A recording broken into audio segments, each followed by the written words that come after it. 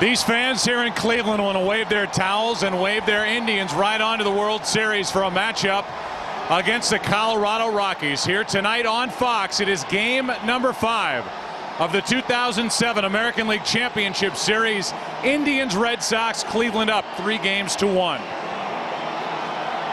And now welcome to our broadcast booth, everybody. I'm Joe Buck. That is Tim McCarver. We can go back to what we were saying after game 1 of this series, where we were literally asking the question, are the Red Sox unstoppable?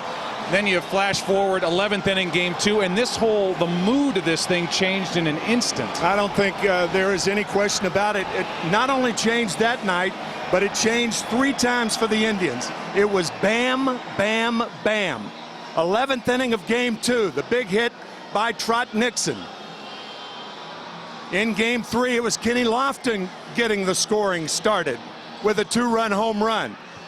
And then in game 4, Casey Blake, a scoreless game in the 5th with a home run, followed by a 3-run shot by Johnny Peralta.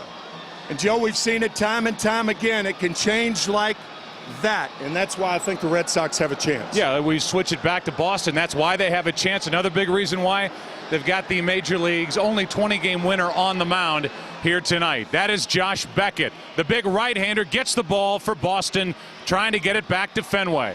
It is a rematch of game number 1 of this series, so CC Sabathia, the 19-game winner, is on the mound for the Indians. It is game number 5 in Cleveland, Ohio, and it's all yours. Next on Fox.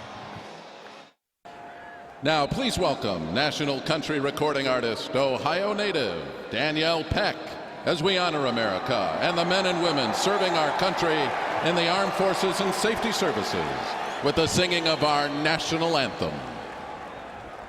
Oh, say, can you see by the dawn's early light what so proudly we hailed at the twilight's last gleaming, whose broad stripes and bright stars through the perilous fight o'er the ramparts we watched were so gallantly streaming, and the rocket's red glare, their bombs bursting in air, gave proof through the night that our flag was still there. Oh, say does that star-spangled banner yet wave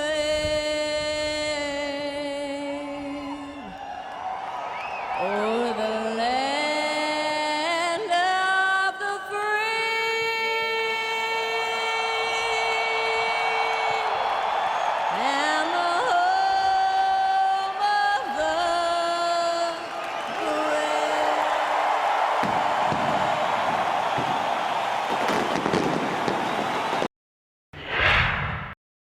How is this night going to start here in the first inning with the 19-game winner, CC Sabathia, on the mound? He does have a win this postseason, but a huge ERA, and he has been uncharacteristically wild.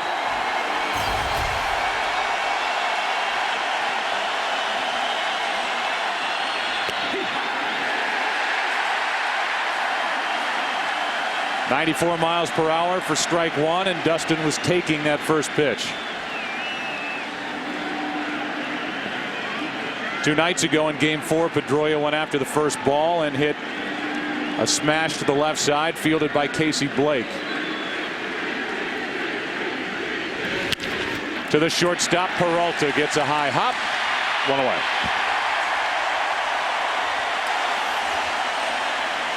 Joe, you mentioned the wildness of CC Sabathia.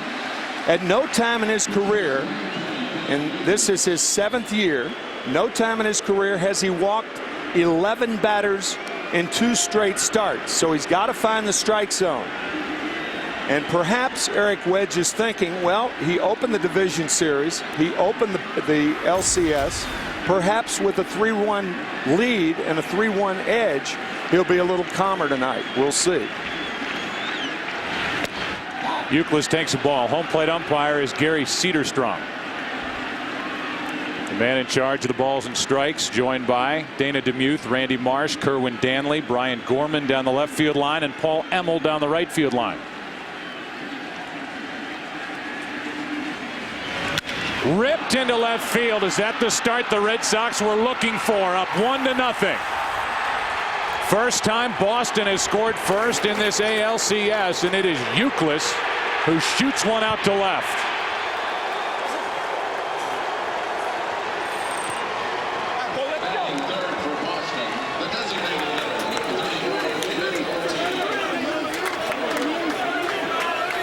What a rocket. An inside fastball. Inside part of the plate. Hammered. I mean hammered to left field. As the Red Sox jump on top early. The last 9 runs scored by Boston in this series via the home run ball.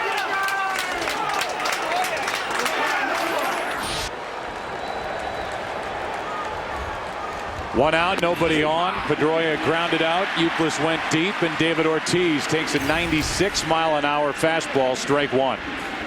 Velocity is always a factor with Sabathia, and they really don't want him living up in the upper 90s. They'd rather have him between 91 and 94, more in control. Good pitch to Ortiz. It's 0-2. To a man, the coaching staff led by Eric Wedge will tell you CC has tried to do too much, and he needs to back off a little bit and let that good natural ability take over as Ortiz backs out.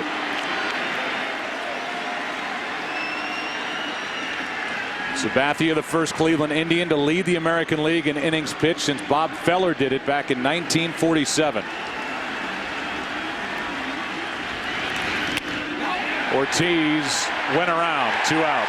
As we play here in the first inning, and Manny Ramirez booed a little more lustily tonight than he has been in this series to this point because of his home run last night. Not so much the home run, but the length of time it took him to start running around the bases and then the overall trip.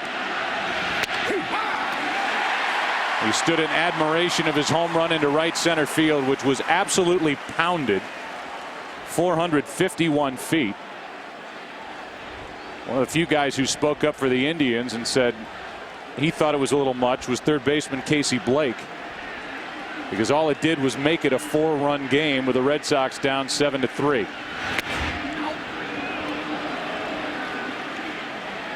Thing about Eric Wedge, he was trying to play it down, not wanting any distractions for his ball club. You can certainly understand that. Manny does that all the time. 30 years ago, the way to cure that, drilling. You drill him in the ribs, he doesn't do that anymore. If he continues to do it, you continue to throw at him. But the game is not policed by the players anymore. It's policed by the umpires and executives. 1 ball, 1 strike. And a flare into left center field might fall. It will fall. Lofton can't get to it before Ramirez will end up at second base with a 2-out double.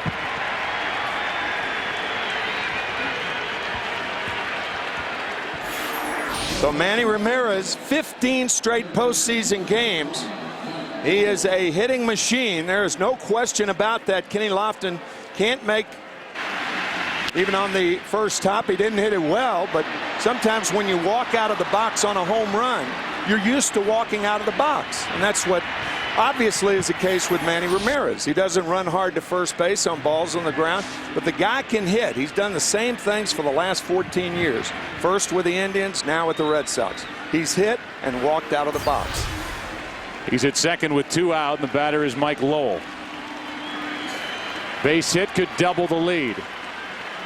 A lead provided by Kevin Euclid. Strike 1. So far, Lowell has hit .429 in the postseason with runners on, and .500 with runners in scoring position. He's got Ramirez out there, 2 out. And he loops one into right field. That's going to fall. Manny Ramirez coming. Throw by Gutierrez to the plate. Ramirez is out, and the first half inning is over.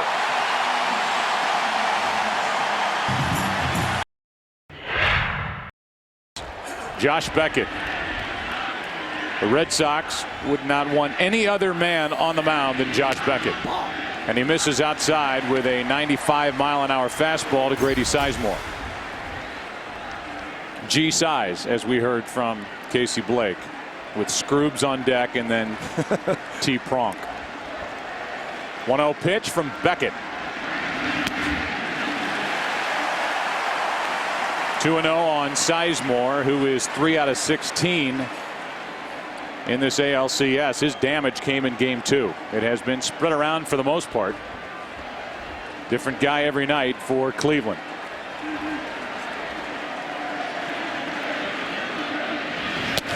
Two and one.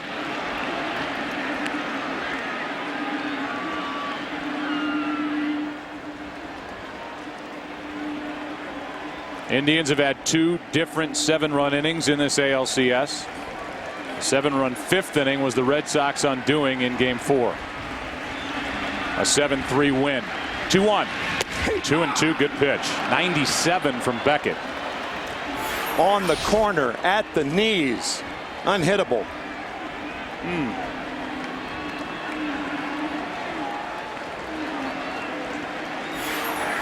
It was 2-0. Now it's 2-2.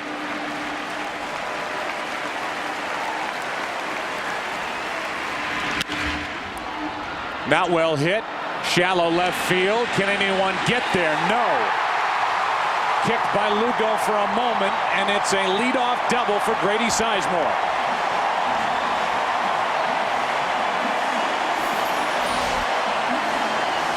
A little flare down the left field line. Sizemore jammed on the pitch. Things continue to go the Indians' way, even though the home run by Youkilis put the Red Sox up. But a bloop double by Sizemore to start things off. When you play half your home games, or half your games rather, in your home games at Fenway Park, Manny Ramirez doesn't have to cover a lot of ground at home. So they had to cover ground here in the top of the first inning on the hit by Lowell to right. Running hard all the way, and just a good strong throw from Franklin Gutierrez.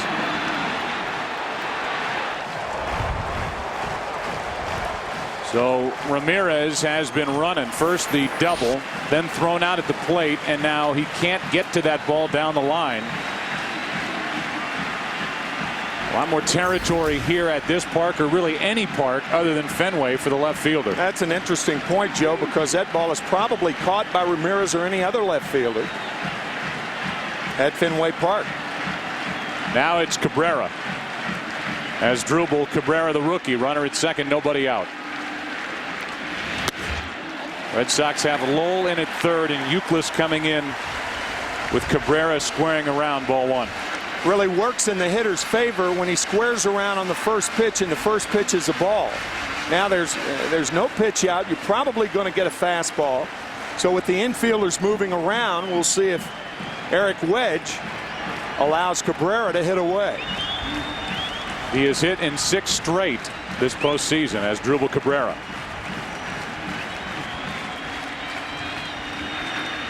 He will let him swing, and a base hit into right. Sizemore will hold at third, and it's first and third, nobody out.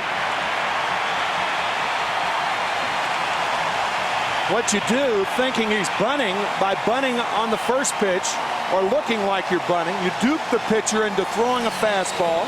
That's what happened. He got a fastball right down the pipe. Youkilis was in. He drilled it past him.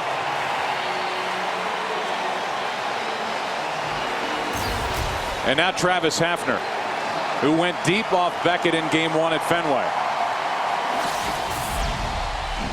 2 out, nobody on, and with that, the Indians started their string of scoring first in the first 4 games of this series.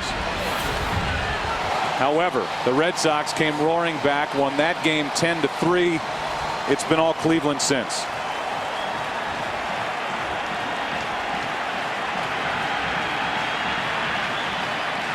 Tying run at third, go ahead run at first, nobody out for Hafner.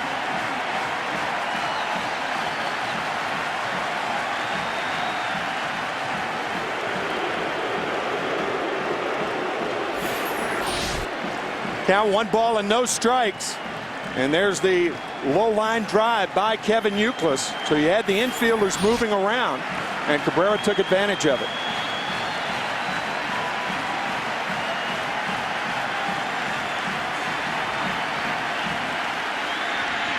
Ball 1 to Hafner.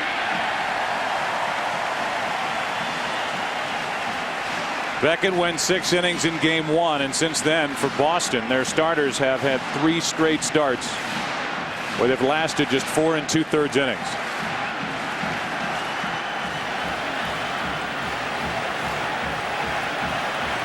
Wakefield the last entry on that list. 1-0 pitch. Good nasty delivery. Fooled Hafner. 1 ball 1 strike. That was a wicked breaking ball and a fastball count. When Beckett has that good fastball, hitters have a tendency to swing over the pitch. Great downward movement from Beckett. First curveball of the night.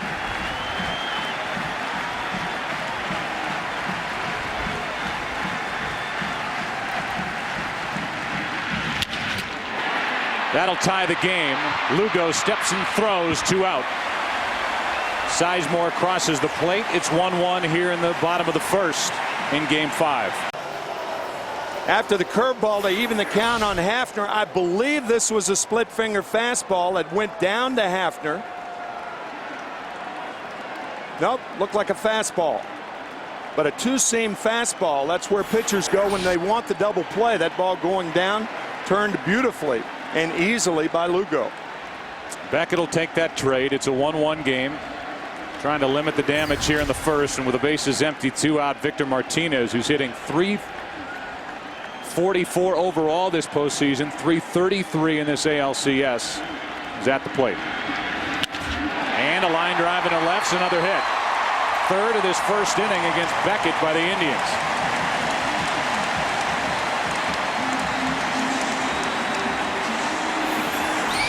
Victor Martinez, an excellent hitter. 114 runs driven in this year. He does not try to pull it. He takes what Beckett gives him.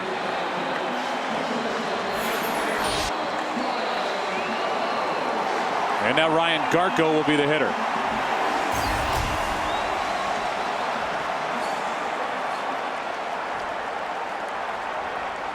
They're the numbers this postseason for Garko, who during this trip through October baseball has hit .444 with 2 out.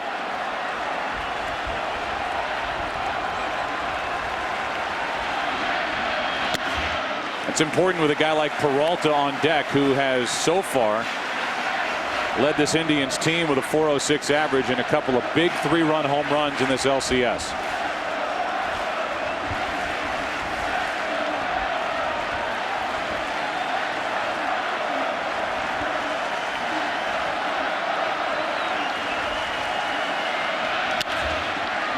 One ball, 1 strike.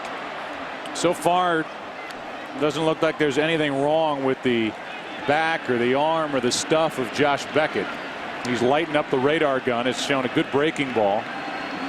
But the Indians have touched him for 3 hits here in the first. Josh throwing 86 pitches in game 1, removed after 6 innings when the Red Sox had a comfortable lead. Appears to be fine. Extra day of rest coming into this start. He has Garko frozen. The count's 1-2.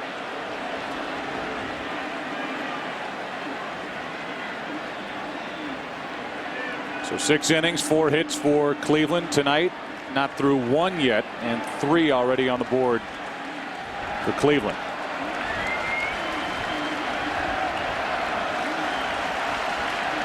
One ball, 2 strikes.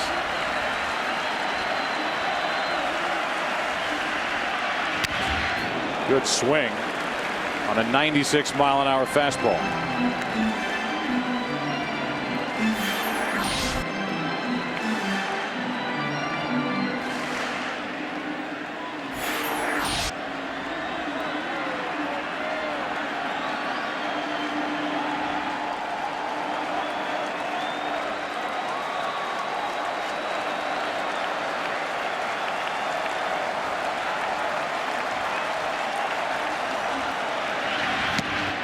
Garko becomes the first strikeout victim for Josh Beckett. We are tied 1-1 after 1.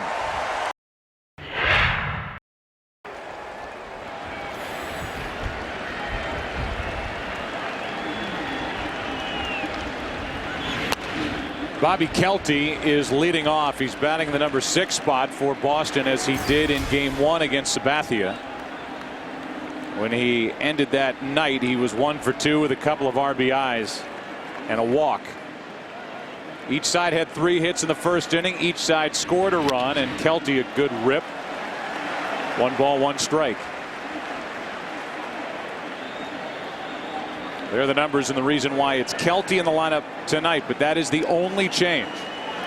Red Sox fans thought that Terry Francona, at least some thought, that he should change this lineup around and get some life back into it. There's a strike on the inside corner, 1-2.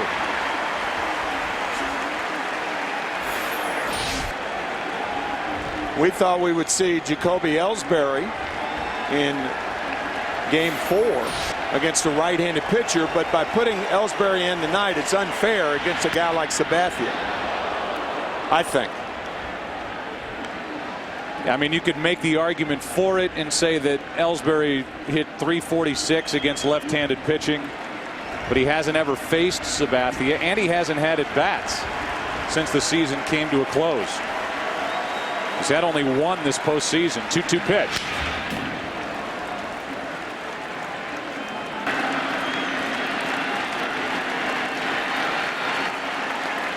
2-2 pitch.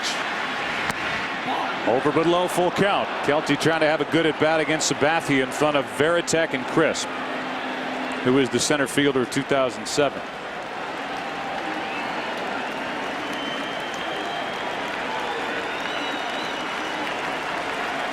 Kelty in there. Drew is out of there. 3-2 pitch.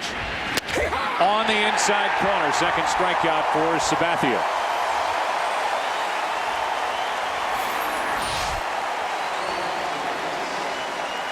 Kelty thought it was inside. Looked like it had the front corner.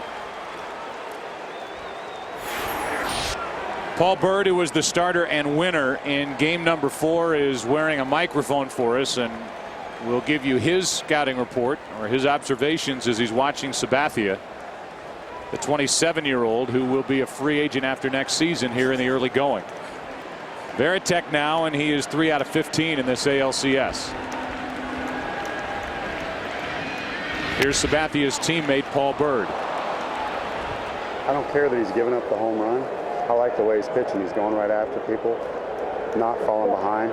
He's relaxing, taking a little off, but he's still challenging them, you know? What do you got? More of what we talked about in the first inning, as that misses. The count 2-0. You don't know how Sabathia is going to react tonight or fare, but the early going, he's not as jittery in his delivery as he was in game 1 at Fenway Park. Understandably, Eric Witt saying, look, he's up 3-1 now. And they are hoping that they will look at the CC Sabathia that won 19 games this year instead of the one who has been wild and in both starts in the postseason. And it appears that he has slowed his motion down. The 2-1 to Varitek off the end of the bat. A lot of off-speed stuff to Jason Varitek during this at bat, and the count evens 2-2.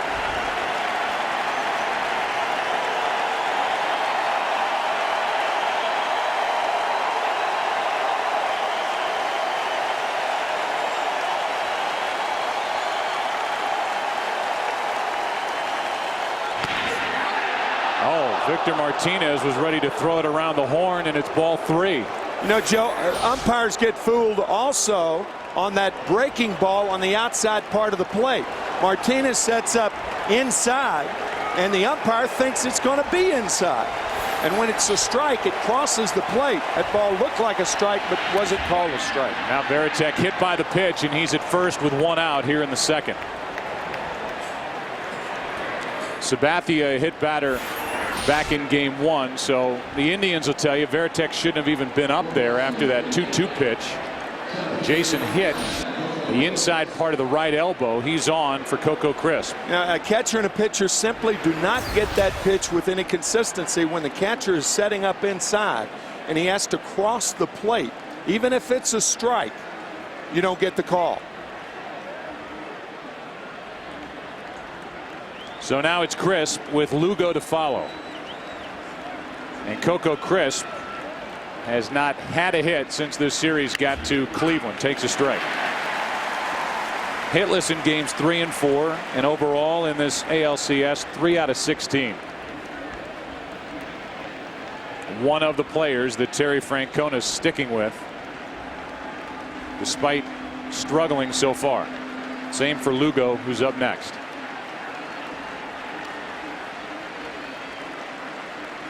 The 0-1. 1 ball, 1 strike.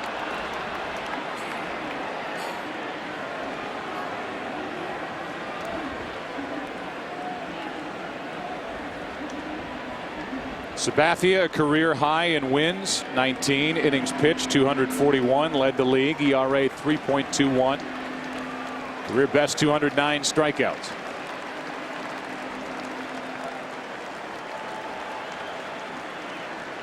The 1-1. Crisp fighting it off, and now he's in the hole 1 and 2.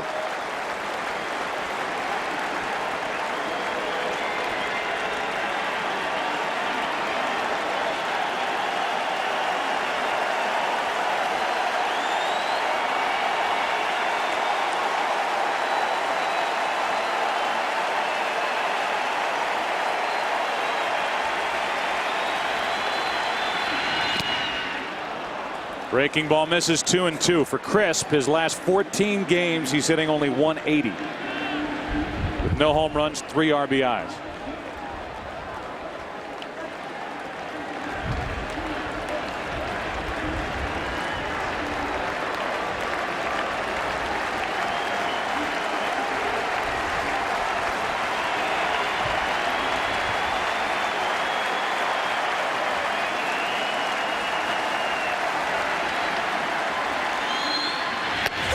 Two out.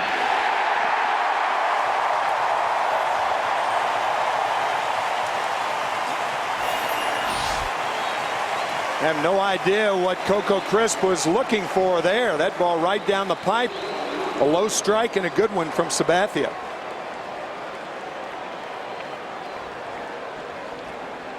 Hear that term a lot, how a pitcher can get a hitter to move his feet on that slider, that back leg slider. The pitch before that got Crisp to move his feet, but that pitch was right down the pipe, that last one. Here's Lugo. Lugo has struggled out of that number 9 spot, and in an American League lineup, that's a big deal.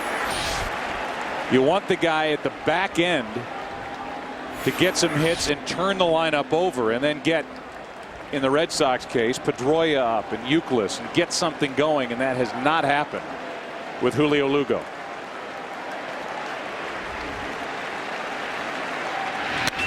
So hitting only 186 as a team are the Red Sox with 2 out. A big difference from what the Indians have been able to do. 2 out and runners in scoring position. The Indians are hitting 383, and overall with 2 out, 347. The 1-1 to Lugo. It'll pop up, shallow right. Gutierrez coming on. We go to the bottom of the second here in Game 5 in Cleveland, Ohio. Indians coming up, tied at 1.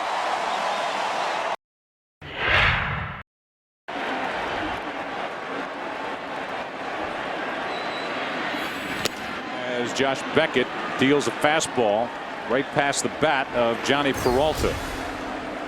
It's Peralta, then Kenny Lofton, then Franklin Gutierrez, who has made a dent in this game already with his arm. Throwing out Manny Ramirez at the plate to end the top of the first. Breaking ball's a good one. He hasn't thrown many yet, but when he has snapped him off and dropped him right into the strike zone. Knee buckler right there.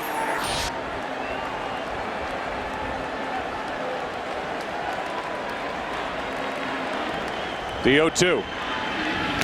Another one that misses down and away.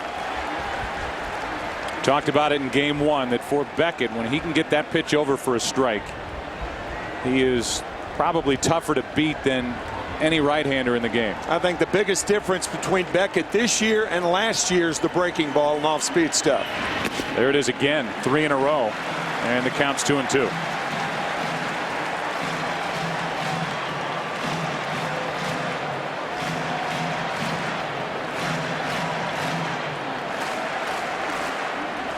Peralta is leading this Indians team with a .406 average this postseason. The 2-2. Got him with it again. And if Peralta was up there looking for one fastball after another, he goes back to the dugout, and he'll be talking about Josh Beckett's curveball. They got the one fastball on the first pitch, and then 4 straight curveballs gets Peralta. And now Kenny Lofton, who was busy before tonight's game, shaking hands.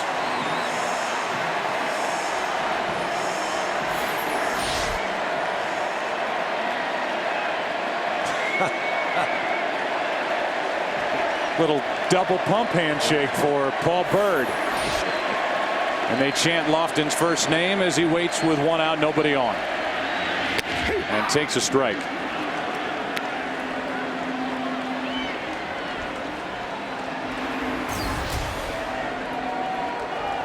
Kenny is starting to rack up some serious milestones in his postseason career. Back to Beckett. And for the all-time stolen base leader in postseason history, Beckett keeps Kenny Lofton off base, 2 out, nobody on. Tonight's AT&T trivia question: who was the winning pitcher for Cleveland in the clinching game of the 1997 ALCS? To put the Indians in the ALCS that year, that dramatic home run by Sandy Alomar off Mariano Rivera. One of the few home runs that Rivera has given up in postseason. That was in game 4, and then the Indians came back to win game 5 and beat the Yankees and then win the ALCS. Whoa. A 95-mile-an-hour fastball up around the noggin of Franklin Gutierrez. For a guy that throws strikes way out of the strike zone, Josh Beckett with the Red Sox down 3-1, trying to loosen up Gutierrez, probably figuring, hey, nothing to lose. That's all part of the game, though. Pitching inside, moving guys back off the plate. Breaking ball misses. It's 2-0. It should be more a part of a pitcher's arsenal than it is today. To me, if that was a purpose pitch, it seems an odd choice. Franklin Gutierrez. 2 out, nobody on. Don't know. Gutierrez takes a breaking ball for a strike. Franklin has 4 RBIs this postseason. They all came in game 2. And overall in this series, 2 for 12. See what Gutierrez gets to hit with a 3-1 count. Chased it a bit, full count with 2 out, nobody on.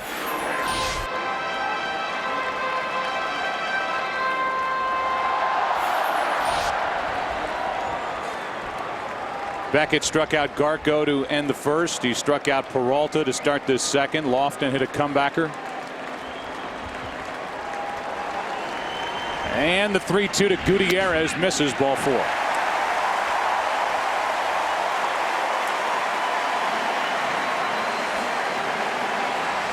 First walk of the night handed out by Beckett, and Casey Blake, who homered last night. 2 RBIs in that 7-run 5th inning, steps in.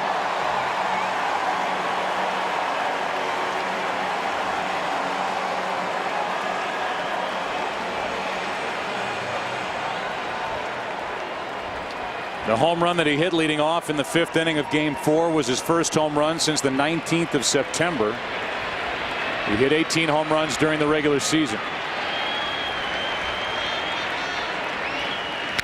Strike 1. A lot of times when guys are thrown at the first or second pitch in a game, when they get on base, they're more inclined to run. I think the Indians and the Red Sox have been too cautious on the base paths. In a tie game right now with 2 out, really no reason why Gutierrez shouldn't be stealing somewhere in this sequence, or trying to.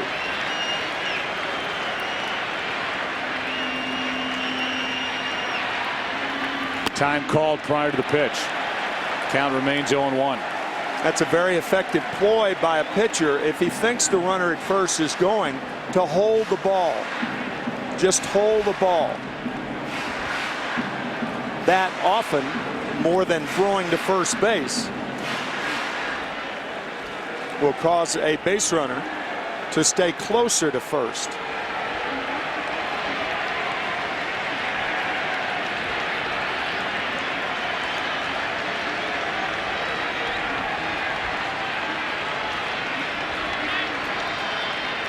Gutierrez stays put, and strike 2 on Casey Blake. Franklin stole 8 bases, was caught 3 times, and has not attempted a steal this postseason.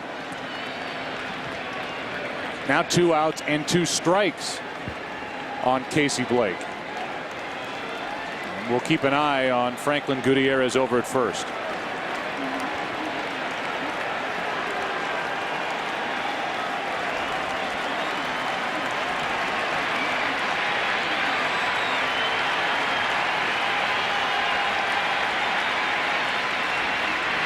Not running, and Blake with a good swing and a 96-mile-an-hour fastball.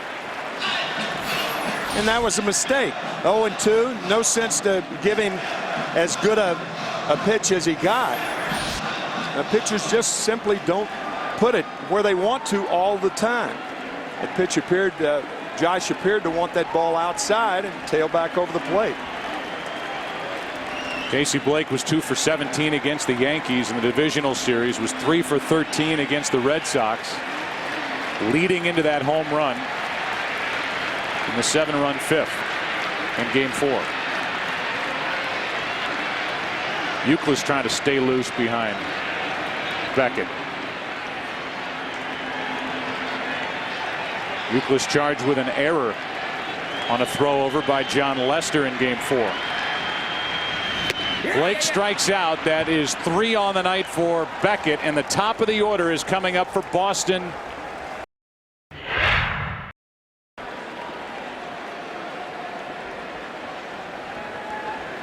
Dustin Pedroia has been frustrated. 3 for 17 so far in this LCS.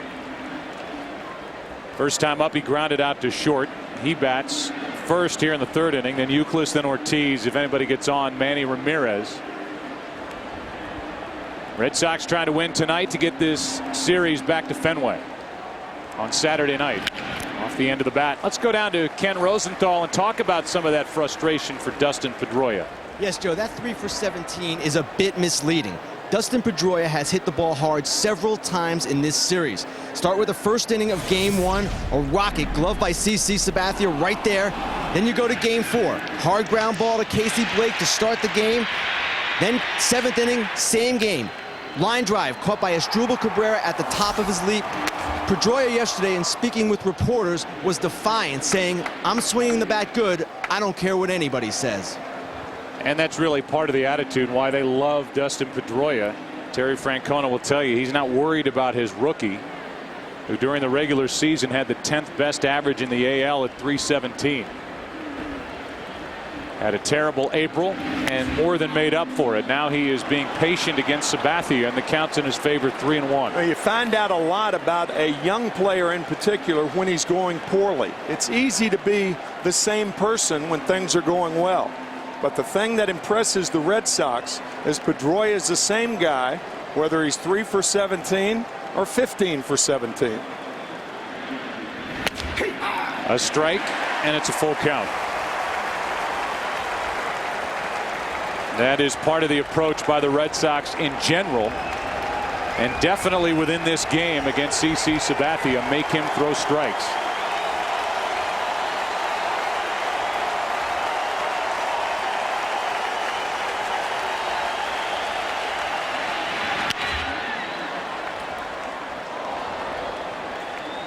Well, Tim, the news was finally delivered today that the contract offer was rejected by Joe Torre, that 1-year contract offer that was basically like a player's incentive-laden contract, Right. which would vest only if Torre managed the Yankees to the World Series.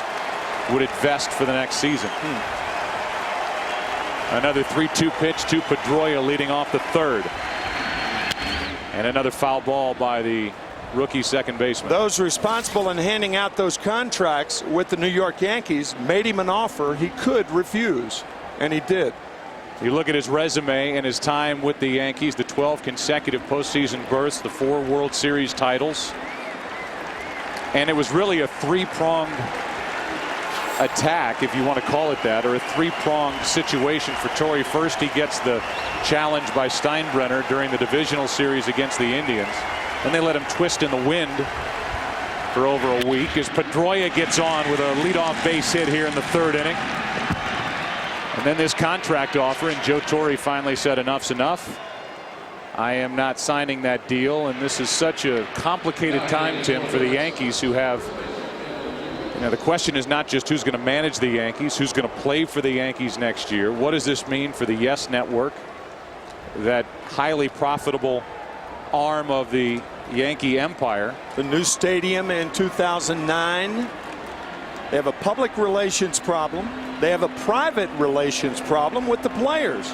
Mariano Rivera, Jorge Posada. Contracts are up. Euclid homered his first time and fouls this one back and out of play, strike one. Wonder if a guy like Derek Jeter is going to be receptive of a new manager easily. A ton of problems in Yankee land. And instead of keeping part of the stability in our estimation, which is Joe Torre, a star with that team and a part of the YES Network, he is now gone. The 0-1 to Euclid. 0-2. Ken Rosenthal, you have more on that? Joe, if the Yankees wanted to justify making a change, they could, simply by saying, hey, Joe, 13 of the last 17 postseason games we've lost. We're transitioning to a younger era.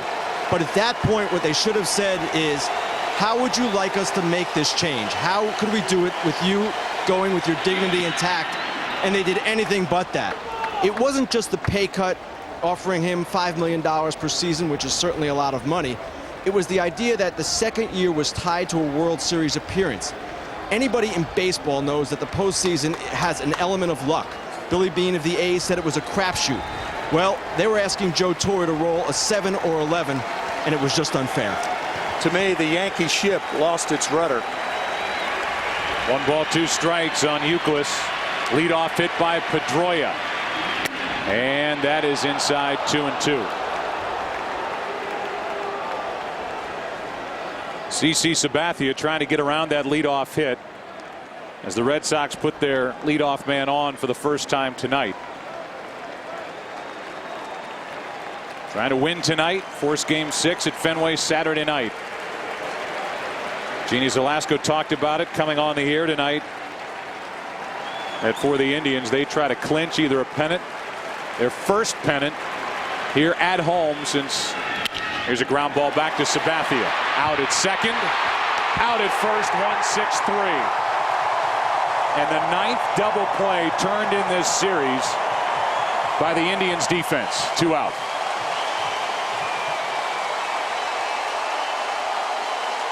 Easy double play. The glove side of Sabathia. Peralta, an easy play. So that erases a leadoff hit, and it gives David Ortiz a chance with the bases empty and 2 out. Started to say that the Indians haven't clinched something of this sort before their home crowd since the 1920 season when they won the World Series here at home against Brooklyn. But any clinching of a pennant or a World Series has happened away from Cleveland since. Mark Shapiro would like to celebrate tonight with all of these fans who have packed in here night after night, waving their towels. Indians haven't won it all since 1948. That's down and away to David Ortiz. 1 ball, 1 strike. Mark Shapiro saying once again, a quote worth repeating, silence at Yankee Stadium as satisfying as applause at any other time. He may change that thinking if they win tonight. 1 ball, 1 strike. 2 out, nobody on. David Ortiz just down and away. 2-1.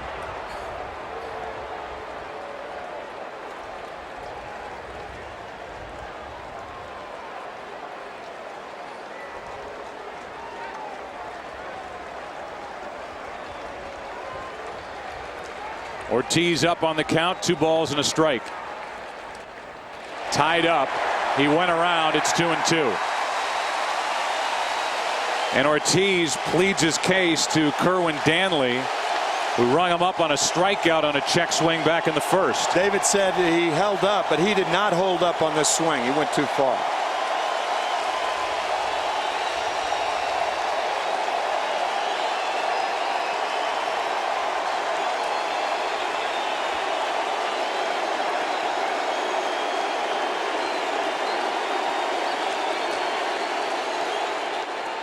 Big rip by Ortiz. We answered our AT&T trivia question. Who was the winning pitcher for Cleveland in the clinching game of the '97 ALCS? The answer, Brian Anderson.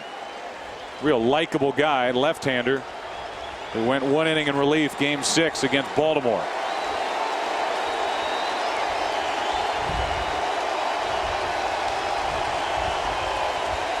Lost to Florida that year in the World Series. 2-2 to Ortiz.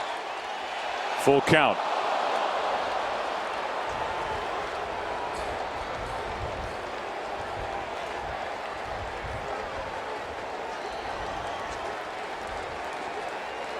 Sabathia has not issued a walk tonight.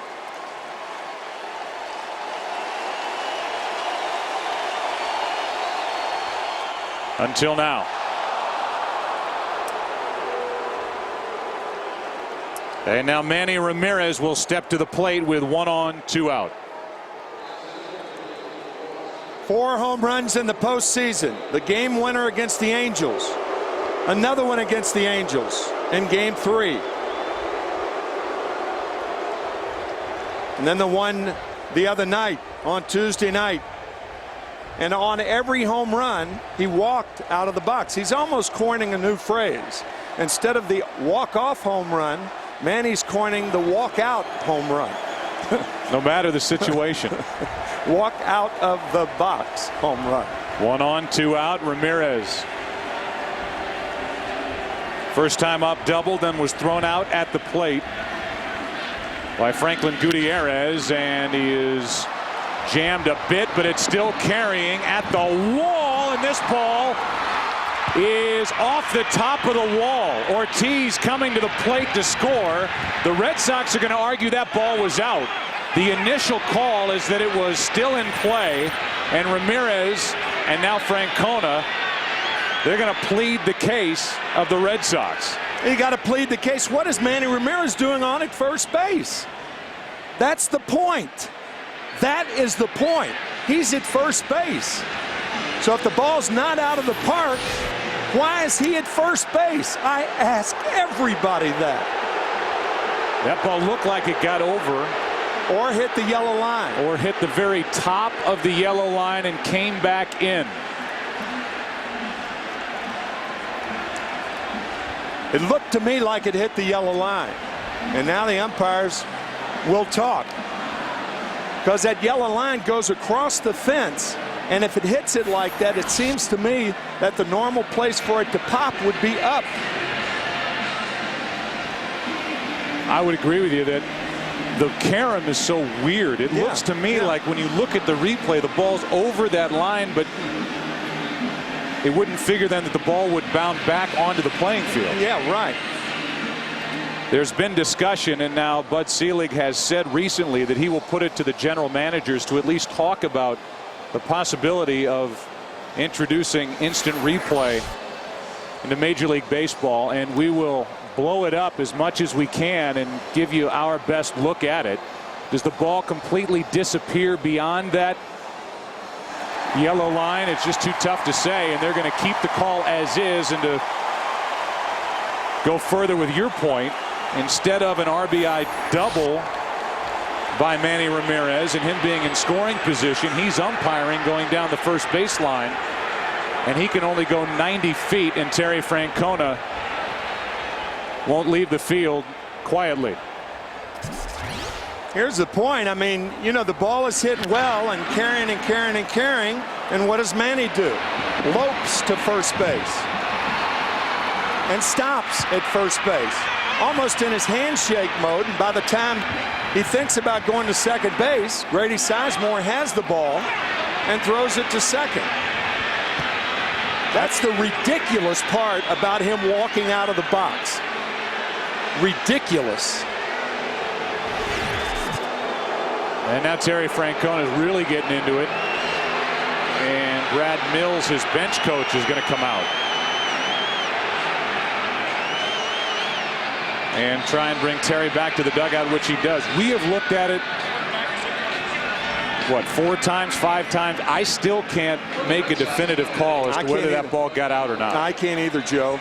It seems to me that, like we were saying, it seems that the carom of the ball is more important. Well, obviously not more important than where it landed, but the carom shows that it didn't get out, I don't think, because the carom goes up.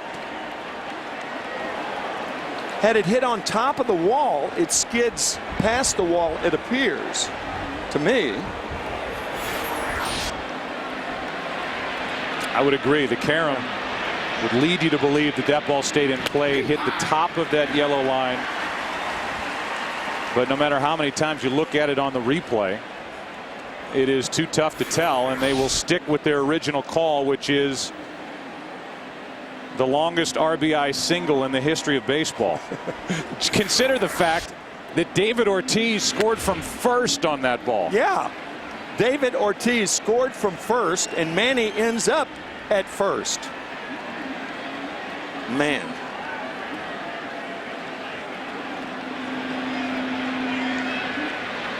One ball, one strike.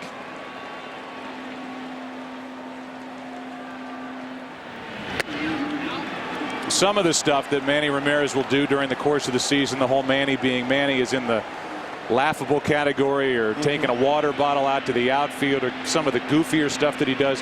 But this affects what's going on here. Is the Red Sox are trying to get this series back to Boston with him not being in scoring position for their best RBI man, Mike Lowell, who grounds it foul outside third, 2-2. Yeah, doing something like that in an elimination game, any game really, but in an I mean, how do you explain that? How do you justify that? Here is his quote: "If it doesn't happen, so who cares? There's always next year. It's not like the end of the world or something," which, you know, I don't think is that condemning a quote. No, I agree. About tonight's game. I agree. Trying to keep it light, trying to keep it loose, but a little too light and a little too loose for Manny Ramirez. Off the top of the wall in right center field, and it's an RBI single to put the Red Sox up 2-1.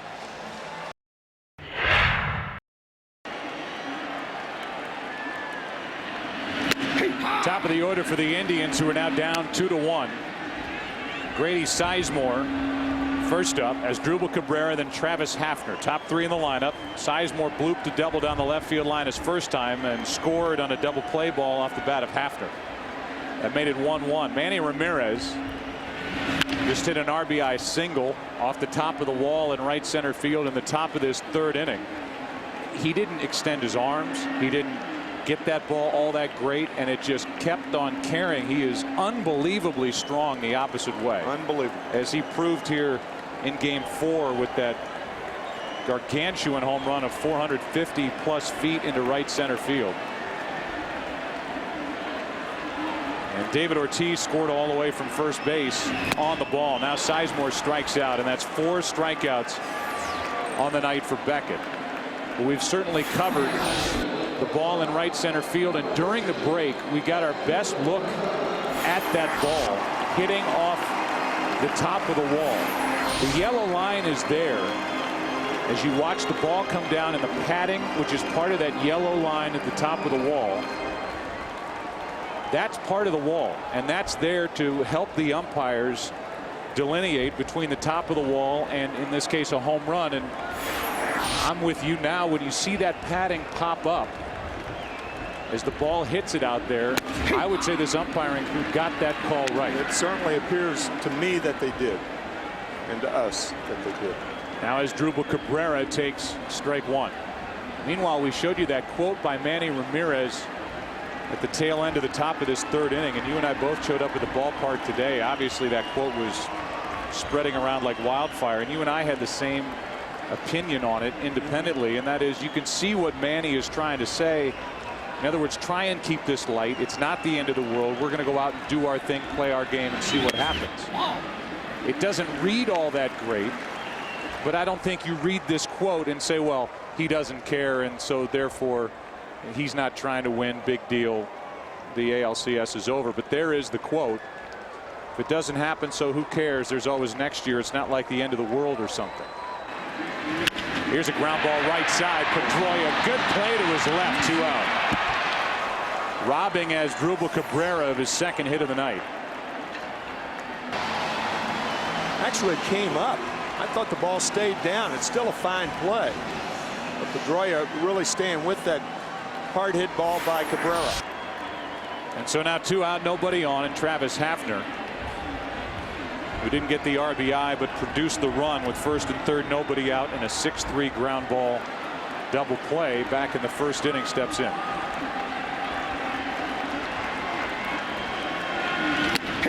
Strike one to Hafner. Stuff has been electric for Beckett here in the first inning, and really it's more of what we expected coming into game one of this ALCS between Beckett and Sabathia. The emphasis being on Sabathia and him being a lot more effective and in control tonight. High hard stuff, 96 miles per hour, 0-2. Throwing Travis Hafner that low sinking fastball to get the double play. The biggest pitch in this game thus far. Double play with runners on at first and third and nobody out. That was back in the first inning. He was moving the ball around on Hafner so well. And he has him tied in knots. Hafner strikes out. That is 5 strikeouts on the night for Josh Beckett, who has brought his good stuff with him. After 3, 2-1 Boston. And that one drops in from Sabathia, strike one. We had a chance to visit with CC's pitching coach, Carl Willis. And we will give you that chat after Kelty does something here to start this fourth inning. Varitek and Crisp will follow, then Lugo. If anybody gets on, the number 9 man. 1 ball, 1 strike.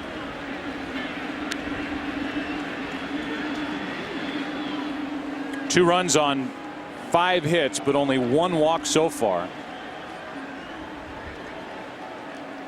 for Sabathia, who had walked 11 in the 2 starts coming in. There's a base hit to right by Kelty. And we talked to Carl Willis, the Indians pitching coach, and said that CC looks like he's brought better stuff to the park tonight. Well, he is, guys. He's much more in control. You know, when he's missing, he's not missing badly. And, you know, hopefully we can get in more pitcher advantage counts tonight, and he can pitch a little bit. You know, he's kind of relegated to the fastball in Boston. And, you know, so far he's been more aggressive. We talked at that time about the velocity, and you guys really wanting him to live more between 91, 94 and not try and hump up and throw it as hard as he can. Is that accurate? Well, yeah, during the regular season, he was much better, 91 to 94. He can always go get more. I don't know necessarily that he's really trying to overthrow. You know, obviously it's a great atmosphere here, and obviously a huge game at both clubs. But so far tonight, I'm seeing him stay in his delivery, and that's really what we look for here in the dugout. Last question, and it's about your bullpen. Betancourt has been sensational. You have the built-in day off yesterday. 2 innings in game 4, and he should be set and ready to go. What a weapon you guys have down there setting up. Well, you know what? He has been terrific all year long, and that is the one good thing about yesterday's off day. It did give him a day of rest. He only threw 15 pitches in game 4, so he's ready to go tonight if we can get there to him. It's got to be some other good things. You probably saw family and had a chance to relax. I did. I enjoyed the day, but, you know, we're in that mode. We like playing baseball right now. All right. Thanks for your time, Carl. Okay. Carl Willis, who has done an outstanding job with this Cleveland staff. They ended the regular season third best team ERA, while Boston led the AL at 3.87. Indians were 4.05 as a group. Here's a 1-0 to Varitek. Ground ball, base hit through the left side. The Red Sox have put their first two on here in the fourth. Varitek has been on base twice, and now Coco Crisp. The Red Sox are pleading with him to do something at the plate. After being hit by a pitch, his first time up, Varitek singles to left. And I would imagine Coco Crisp, with the way he has gone through the LCS, and it's been very, very poor. He struck out his first time up. He'll be asked to bunt right here. I think that's what the Indians are talking about right now. Sabathia talking to Blake. It's a much easier play if the right-handed hitting Crisp bunts the ball down the third base line. It's an easier play for a left-handed pitcher. But Sabathia is not as quick on his feet as some left-handers are. So Crisp, if he does bunt it down the third base line, he'll try to bunt it hard. Make Blake feel the ball. 2 on, nobody out. There's the bunt, and it's foul. Strike one.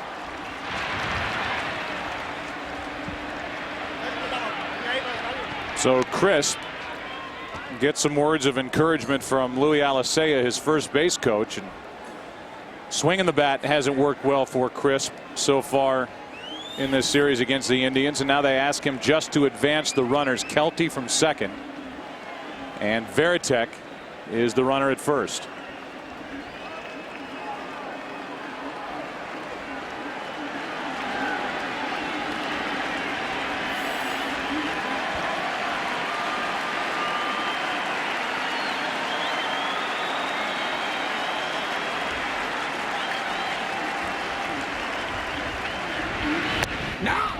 Crisp just pulled the bat back in time. 1 ball, 1 strike.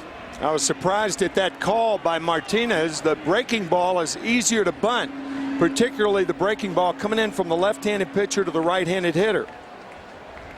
Normally in bunting situations, you want to throw the fastball, and the higher the better. The higher part of the strike zone, because it's very difficult to get on top of it and bunt it effectively.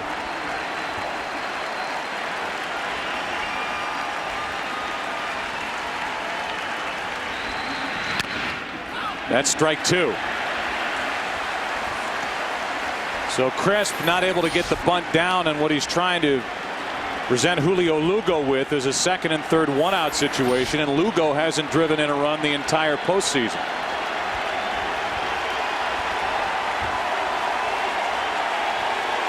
Rarely do you call upon a regular player to bunt with 2 strikes, but I think Francona will do that with Crisp here.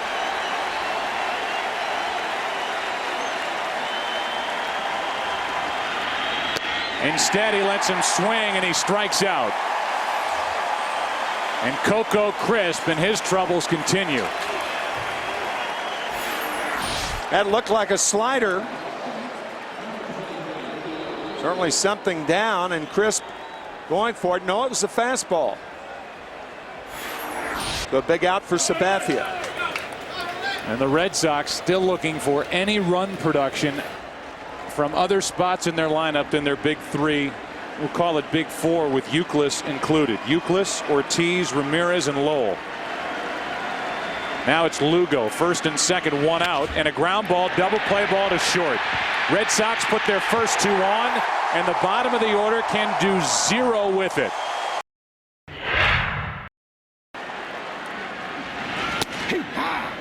Pours that in for strike 1 on Victor Martinez, who got a base hit the opposite way his first time up. John Farrell, the pitching coach on the other side with the Boston Red Sox, chatted with us during the last break.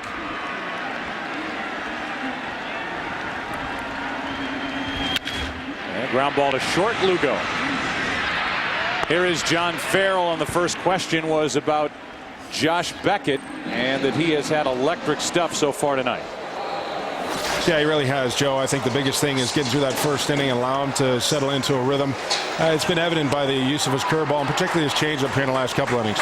Let's talk about your closer, Jonathan Papelbon, a huge weapon for your pitching staff, and I know you're itching to get him out there with the lead in the late innings. Well, he's been so good for us all year, Joe, but we still have to give him an opportunity to get out here and close a game. It's been a while since he's been on the mound, but there's been some work done in between his last appearance and hopefully tonight here, so we'd be certainly looking forward to him to close out the ninth and take this back to Fenway Park. Last question, if there is a Game 6 back in Boston on Saturday, have you made a decision as to who gets the ball as the starter in that game? Well, everything right now, Joe, points to Kurt Schilling being able to take the ball for Game 6, and we know what he's meant to us and certainly throughout his career in postseason. John, thanks for your time. Okay, John, Tim, take care.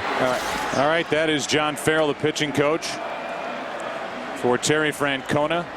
Francona in his 4th season as manager with the Red Sox. 3 times he has taken his team to the postseason, and of course that championship back in 2004. His team has battled back, down 3 games to nothing that season. Here's a slow chopper back to Beckett, and Beckett threw about a 97-mile-an-hour fastball to Youkilis, who caught it with 2 hands. Let's go out to Chris Myers, who was in that spot where Manny Ramirez hit that ball. Yeah, Joe, maybe the longest single in the history of the postseason. And I talked with Marty Springstead, the supervising umpire who's here, who made it clear that the yellow line is not a home run, it's part of the fence, and that the right field umpire, Paul Emmel, immediately made the call that it hit the top part, and because of the flat padding, the ball shot up. He said if it had shot back, because of the way the thing is made, it would have clearly been a home run. So he said it was the right call. The umpires huddled to review it afterwards, and just in case, was that a home run? No. Okay, all right, that's the word. Joe? Thank you, Chris. Go.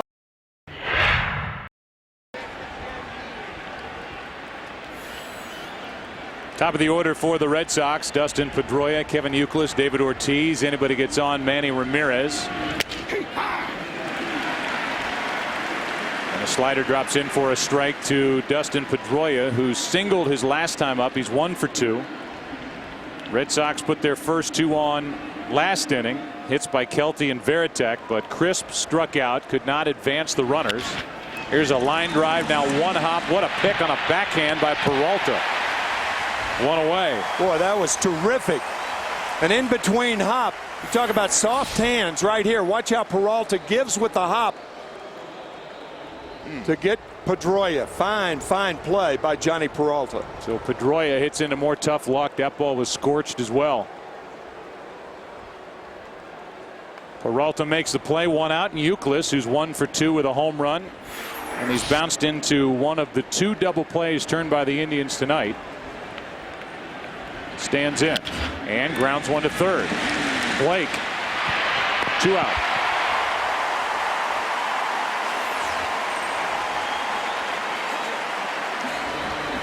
So a 1-pitch at bat for Kevin Youkilis, who among active players sees more pitches than anybody in baseball. He went up there ready to hack and grounds out to Blake and leaves the bases empty in front of David Ortiz. Ortiz has struck out, walked, and he was hustling on that ball hit by Ramirez off the top of the wall. Scored from first to make it 2-1. It is still 2-1 thanks to Josh Beckett.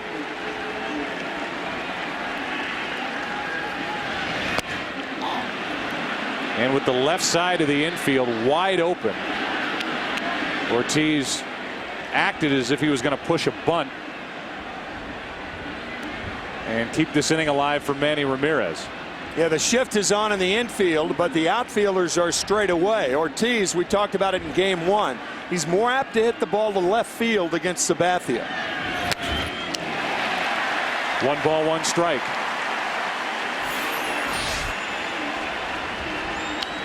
Good left-handed batters against left-handed pitching, and they have to be good to be in there, are more inclined to go to left field against the hard-throwing left-handers.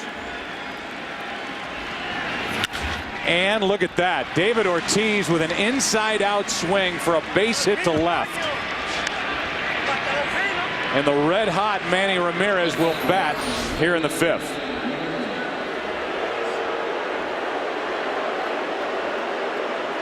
Trying to go the other way. Yeah. The reason for that is that the left-handed batters who play every day against left-handed pitching understand that they have to keep their front shoulder in just a little bit longer. And because of that, they don't turn on the ball like they do against right-handed pitching. And now the guy who hits the best pitchers' best pitches, Manny Ramirez. He's in that category. There aren't many, but he will hit anybody's best stuff.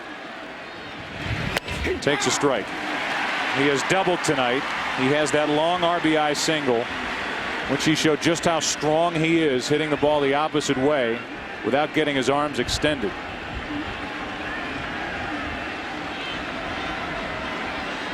Number 1 all time with 24 career postseason home runs.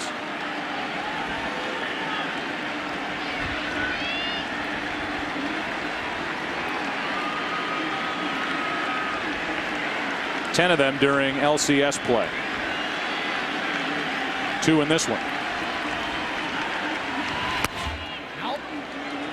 1-1.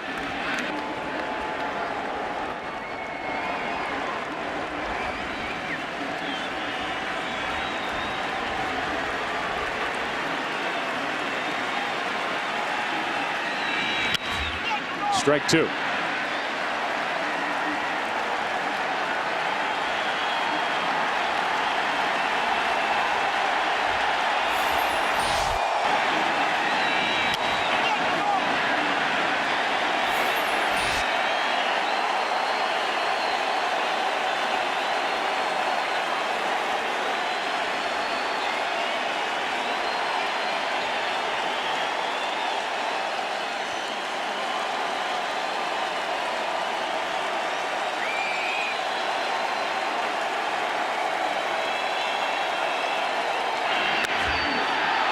Won't chase it. 98 from Sabathia, as hard as he has thrown in this ALCS.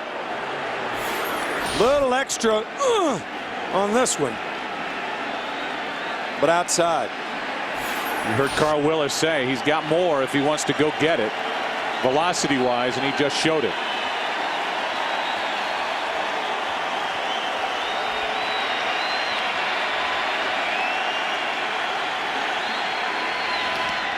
That gets back to the screen, and Ortiz will go down to second on the wild pitch, and it's a 3-2 count on Ramirez.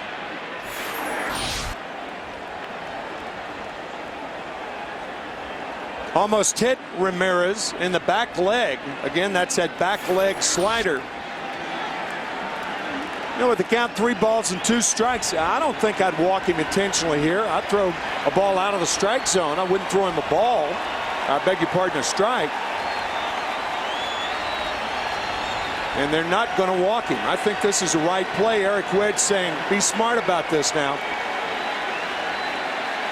Well, Ramirez hasn't chased anything out of the strike zone this entire postseason. And the guy on deck, Mike Lowell, led the Red Sox in RBIs with 120 during the regular season. That was the 5th best total in the AL. And here comes Carl Willis. How about this visit? With a count of 3-2, this is a visit. This isn't about mechanics. This isn't about anything but this next pitch. Yep. I think Carl going out to talk to Sabathia as we take a look at the big 2 for the Red Sox. No more formidable tandem in baseball than these 2 guys. And you see the top line, help wanted. They've gotten some help tonight from Euclid, certainly Lowell, but outside of those 4, not much going on in this lineup for Terry Francona. I think Carl Willis is saying, CC, if you don't feel comfortable throwing a ball out of the strike zone, go ahead and walk it. It's up to you. And because CC, if he says, well, if I throw another breaking ball out of the strike zone to Ramirez, it may go back to the screen and Ortiz gets to third base. Or on top of that, it could be futile anyway, since the batting eye that Ramirez has displayed in this series, unless you try to make the perfect pitch, if you don't make it perfect, Manny Ramirez can burn you. I would be shocked if this pitch is a strike.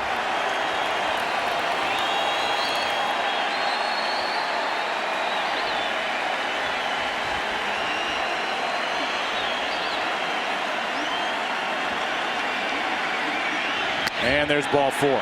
He just won't chase. 96 miles per hour in the second walk of the night, handed out by Sabathia, and the inning falls into the lap of Mike Lowell.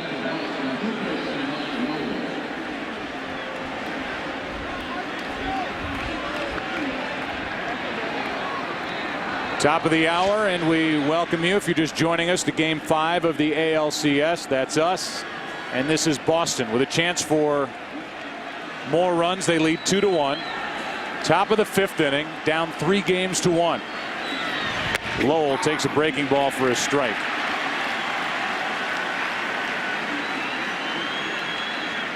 With runners in scoring position, Lowell hitting .500 at the start of the night. Mike Lowell, as well as Josh Beckett, part of a Florida Marlins team, down 3-1 to the Chicago Cubs in the NLCS in 2003. 0-2.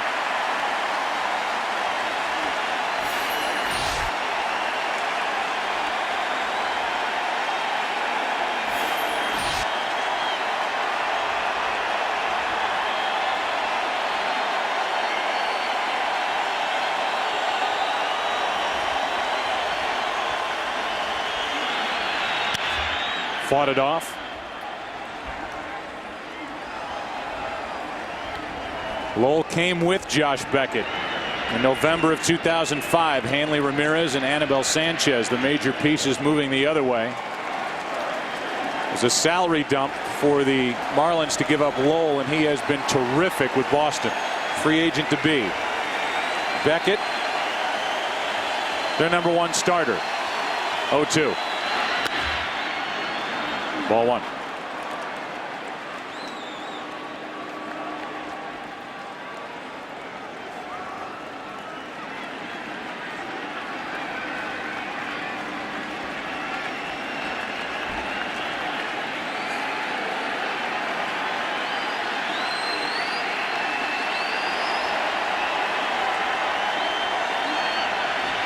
That's down the left field line into the corner. It is a foul ball by inches.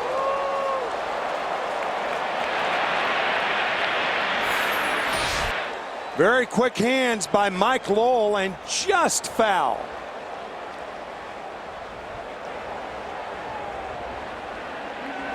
By that much, it takes 2 runs off the board, as Manny Ramirez was running hard around second when that ball hit down the left field line.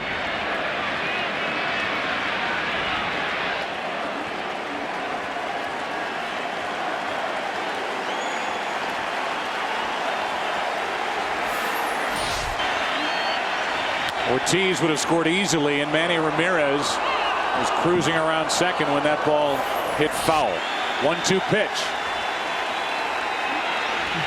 That hit Lowell to load the bases. And the man who is in the lineup because of his success against Sabathia, Bobby Kelty, will bat with the bases loaded. Gary Cederstrom, the home plate umpire, called this immediately. Looked like Mike Lowell's shirt was hanging out just a wee bit, and it just grazed his shirt. Sabathia saying, I wanted to come inside, but not that far inside. Kelty was 7 of his first 15 with 2 home runs against Sabathia. 3 for his last 16 coming in with no home runs. Tonight 1 for 2. And another opportunity for the Red Sox with the bases loaded. Let's listen. Got him! Off the uniform top, down to first, bases loaded. It's up to Kelty.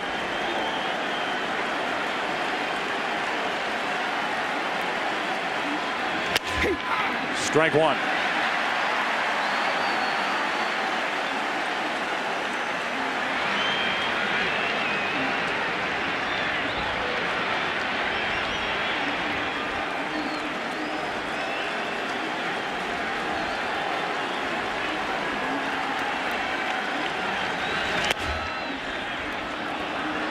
The Red Sox have handled left-handed pitching so far in the postseason.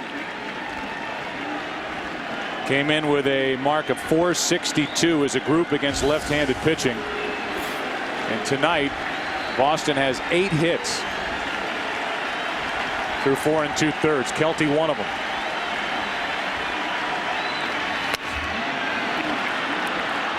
Now you see Sabathia trying to overthrow a little bit, and he's getting wild again.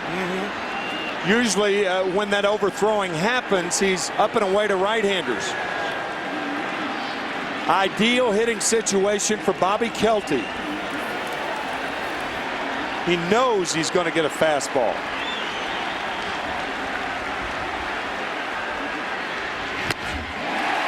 Blown right by his bat. It's 2-2.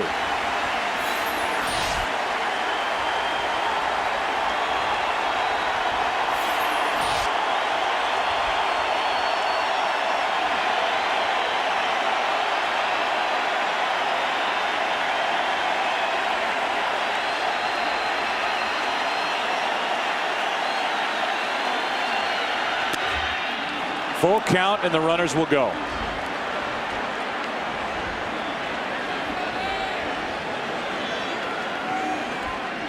All 3 balls, excuse me, Joe, all 3 balls have been up and away to Bobby Kelty.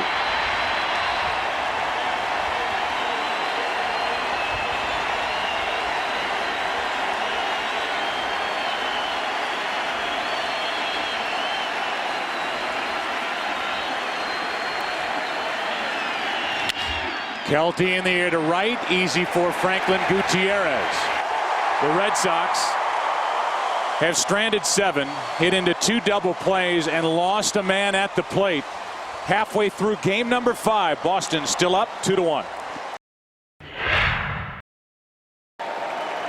Boston a number of opportunities to take some of the pressure off Josh Beckett, but they have been unable to get the big hit. Joe, with the off day yesterday, I strolled through the Rock and Roll Hall of Fame for a couple of hours, and what a fabulous job the city of Cleveland and those that run the Rock and Roll Hall of Fame have done with that, and taking people like me back through their childhood. From Clarksdale to Memphis, to Chicago to St. Louis, to Natchez to St. Joe, wherever the 4 winds blow. Had to love it. It was great. 2-0 the count on Kenny Lofton. Gutierrez will follow, then Casey Blake. Lofton has hit a comebacker to Beckett and is only at bat. Beckett wanted the call, didn't get it. It's up for ball 3, 3-0.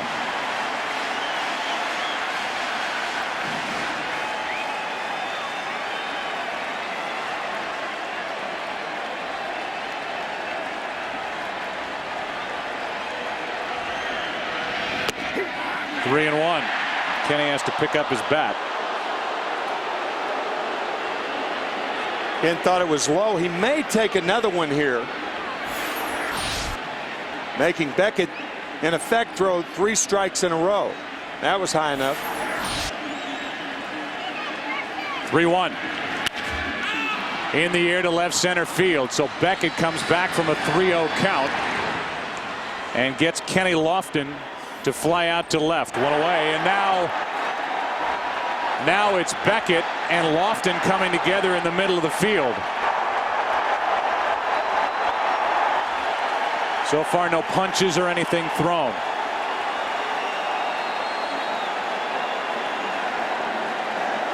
Beckett may have said something to Lofton about dropping his bat on that 3-0 pitch. It did appear to be a strike. And as Lofton passed by the mound, he said something to Beckett. This is after flying out. Beckett may have yelled at Lofton when he skied the ball to left field. There's the 3-0 pitch, and it was a strike. Beckett didn't like it. Then he throws a fastball and gets Lofton to fly out, yelled something from the mound. Lofton turned, and tell you what, Gary Cederstrom, the home plate umpire, went out there. This entire umpiring crew made sure that nothing ugly happened, and Lofton and Beckett were yelling at each other Lofton's entire way down the line. Yeah, I think the minute that Lofton made contact with the ball and flied to left field, Beckett yelled something at him, and there was a response from Lofton, who really yelled all the way down to first.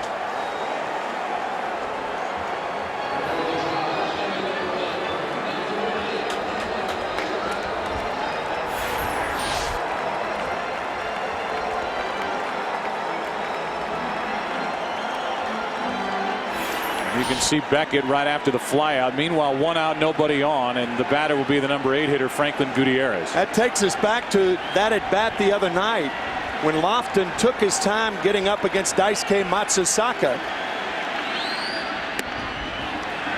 And he did homer in that game, a 2-run shot,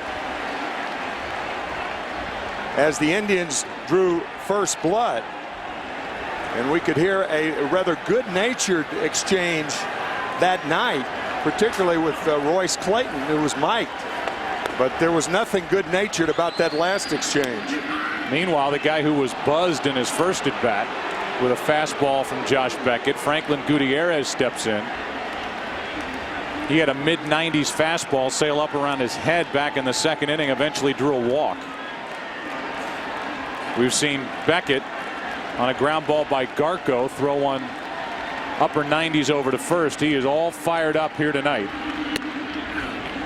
Good breaking ball that he doesn't get called strike 2. Instead, it's ball 2, 2-1. I mean, you're looking at a big game pitcher in Josh Beckett. He has proven that time after time, even though he's only 27 years old. He did that certainly with the Marlins back in 2003. Right now, he is trying to throw his team on his back and get this series back to Fenway. In that 2003 postseason, not only did Josh Beckett pitch game 5 and pitch a shutout, but he came back in game 7 and worked 4 innings against the Chicago Cubs. Gave up a home run in 4 innings, 1 hit. That was 2 days after he pitched a shutout. The 3-1 to Gutierrez, strike 2. You saw that graphic, and just to say it again, his team, the Marlins, down 3-1 in 2003. In Florida, they defeat Chicago with a 2-hit shutout, and then the Marlins go to Wrigley and win game 6 and 7, started by Mark Pryor and Kerry Wood. Win the World Series over the Yankees. 3-2 pitch to Gutierrez. Got him looking. Strikeout number 6. 97 on the fastball from Beckett. And 6 in a row retired by Beckett. A tailing fastball to get Gutierrez.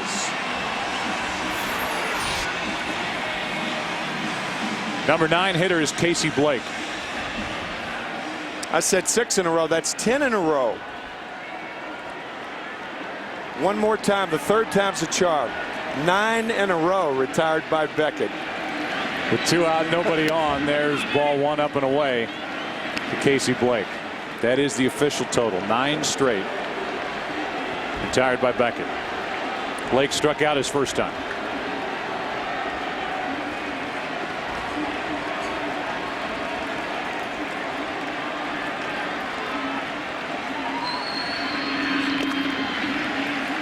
Two 2-0.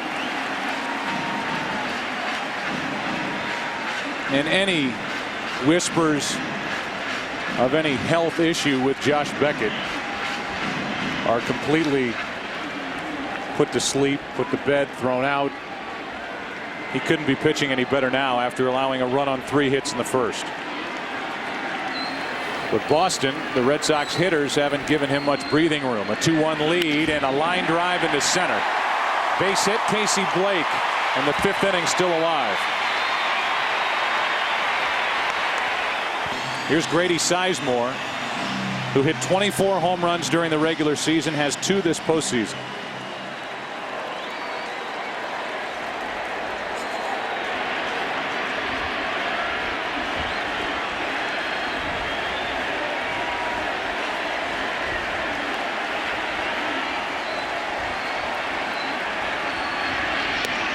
Strike 1. Boy, he has really used that breaking ball so effectively. First pitch breaking ball. Indian hitters have not even come close to that breaking ball tonight. All hits off the fastball.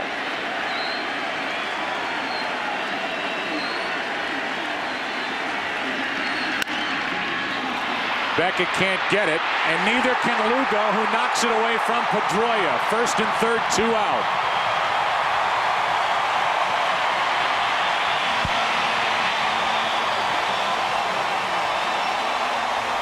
That ball found the seam between the second baseman, Dustin Pedroia, and Julio Lugo. Once Beckett couldn't reach it, destined for trouble for the Red Sox. Look how Lugo has to come on the second base side of shortstop, realizing that had he let the ball go, Pedroia has no shot. So a base hit for Sizemore. Tying run at third, go-ahead run at first, 2 out. It's a base hit for Sizemore, 2 for 3. And as Drupal Cabrera, who has hit Beckett hard twice tonight, robbed of a hit his last time up on a sliding play by Pedroia at second. Single back in the first is up.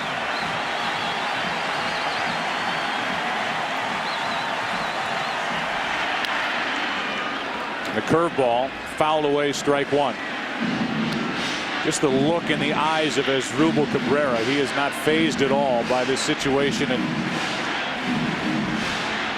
doesn't look like his heart is racing at all. This is a rookie standing at home plate, trying to tie Game 5 of the ALCS here in Cleveland. 5 for 7 with runners in scoring position this series. Strike 2.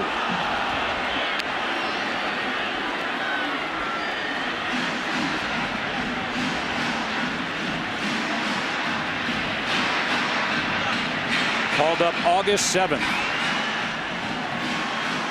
Ended up hitting .283, predominantly out of this spot, the number 2 position in the lineup for Eric Wedge.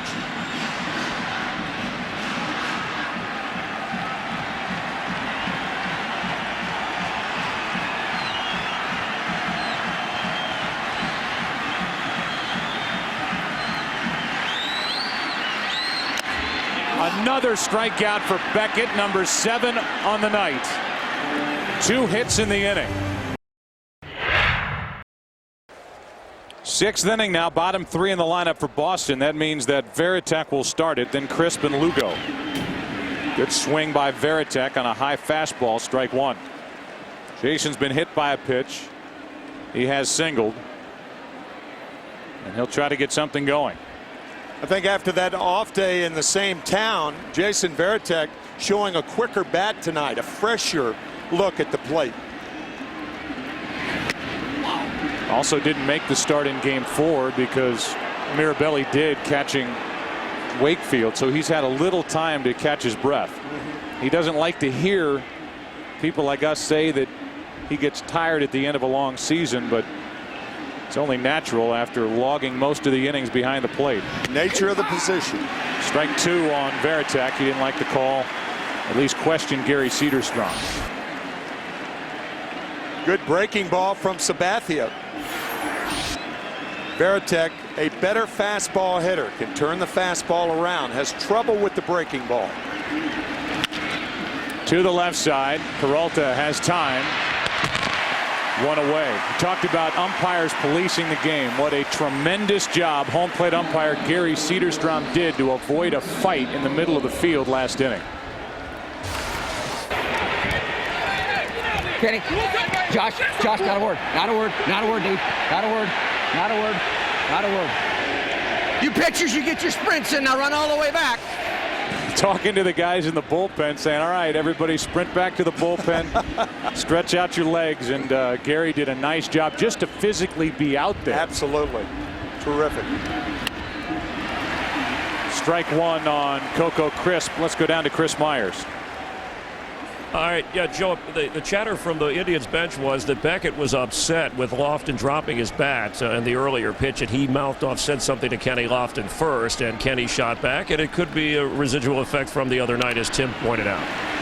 Yeah, you were down there when you eavesdropped on the discussion that Jason Varitek had with Kenny Lofton, telling Kenny to get in the box, quit taking so long, and then Lofton stepped in and hit a first pitch home run against Daisuke Matsuzaka in Game 3. Kenny admitting afterward that that was part of his approach coming in, try and break up the rhythm that Matsuzaka was attempting to fall into.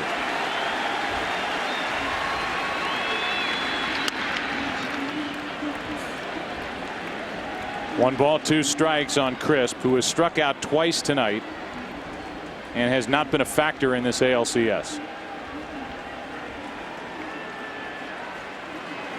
On the nose, 100 pitches on the night. 2-2.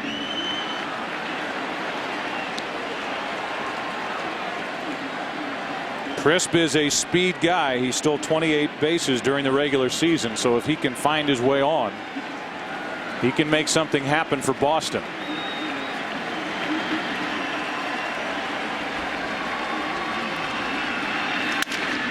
Sounded like he broke his bat. Casey Blake at third.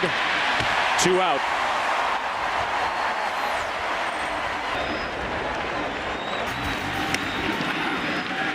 Three games to 1 Cleveland. Tonight 2-1 Boston. 2 out, nobody on in the 6th.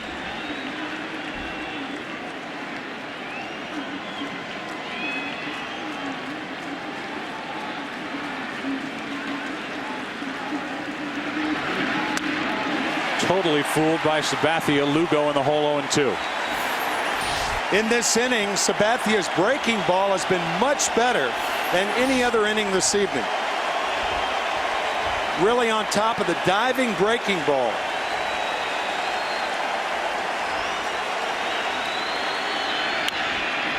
Foul ball. In the bottom of this 6th, it will be Travis Hafner, the DH, Victor Martinez, the catcher, Ryan Garko. We talked to Terry Francona before this game and asked him if Papelbon would be available for a 2-inning save. He said we may have to go that direction. We'll have to wait and see. 0-2. 6 strikeouts for Sabathia. Josh Beckett and CC Sabathia hooking up here tonight. 2-1 Boston out in front, trying to avoid elimination here tonight, get the series back to Boston over the weekend. And Beckett is trying to do it all. He misses low with ball 1 to Hafner. Victor Martinez and Garko will follow for the Indians. Hafner couldn't hold up. Indians have not been able to guess with Varitek and Beckett all night. Looking for a fastball. Hafner waves through the change.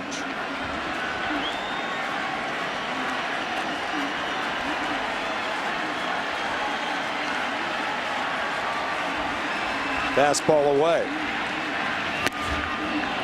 Just rearing back and throwing it past Travis Hafner, who struck out 4 times last night and is 0 for 2 with a strikeout tonight.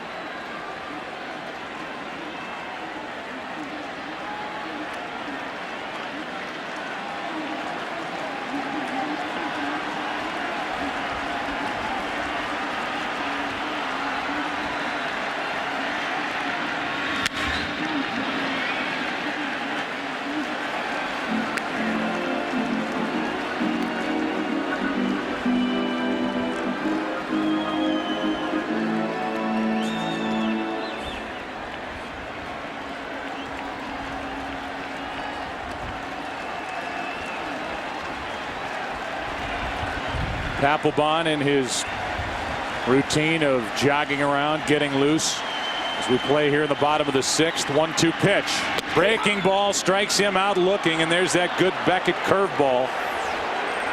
8 strikeouts for Josh Beckett. Here's Victor Martinez.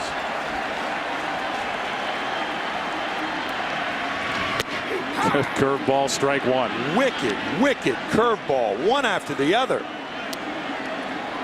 And that is not a lot of pitches thrown by Beckett with 8 strikeouts to have only 63 pitches here in the 6th inning.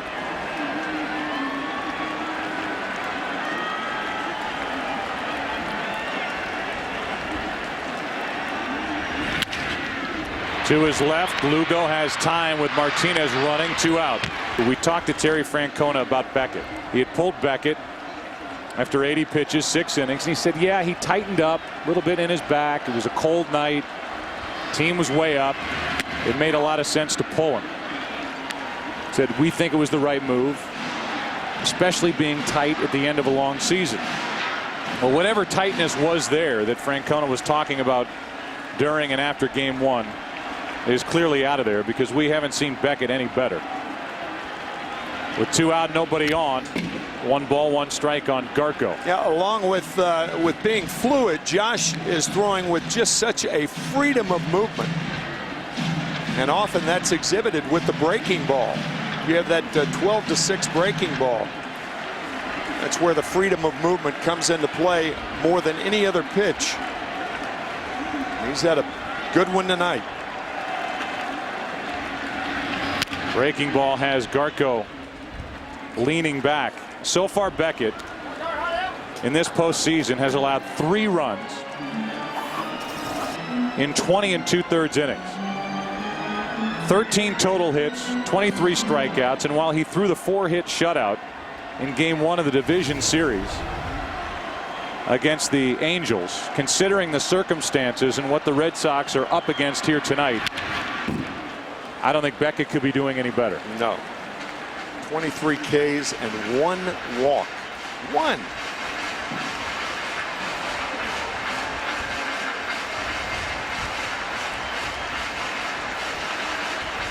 One ball, 2 strikes on Ryan Garko. This is an Indians lineup that has power throughout.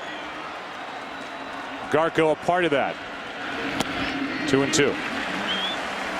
Ryan hit 21 home runs during the regular season. Peralta on deck hit 21. Number 9 hitter Blake hit 18. Leadoff man Sizemore hit 24, and their DH Hafner 24, Victor Martinez 25. They spread it out. Another strikeout for Beckett. His dominance continues. He has struck out 9 as we go to the 7th.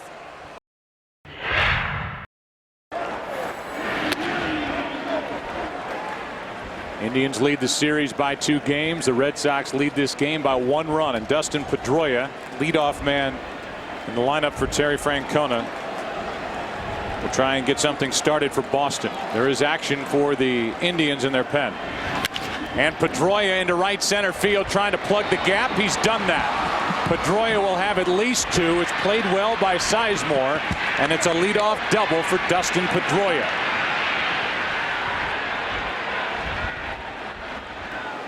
Third time in this game that Boston has had their leadoff runner on, but the first time that they've had the leadoff runner on at second base. And this inning could prove to be a big inning, because you've got Euclid, Ortiz, and Ramirez and Lowell batting, not the bottom of the order. So Pedroia is on base for the 2nd time. And Euclid, who homered with 1 out, nobody on back in the 1st inning, takes a ball. Kevin 1 for 3 with that home run. His 3rd home run of this postseason. Normally a number 2 hole hitter would be asked to try to hit the ball the other way to advance the runner. I don't think so with Euclid right here. He's swinging the bat too well.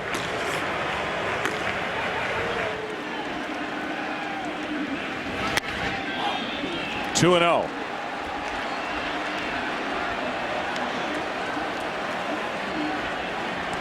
It's Betancourt, the right-hander, and Mastny, the right-hander, in the bullpen. Not Rafael Perez, the left-handed, hitting Ortiz on deck. The left-hander on the mound. So Sabathia could have this hitter and 1 more Ortiz. Yeah, you don't need the left-hander up, because you've got a left-hander out there right now with Ortiz on deck. But a very important man to get in Kevin Euclid. The 2-0. 2 balls and a strike. And Euclid thinks he may have cracked his bat.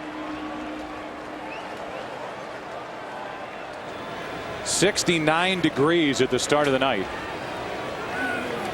A warm evening, and again the sweat pouring off the bill of the batting helmet of Kevin Youkilis, which we've seen a couple of times in this series.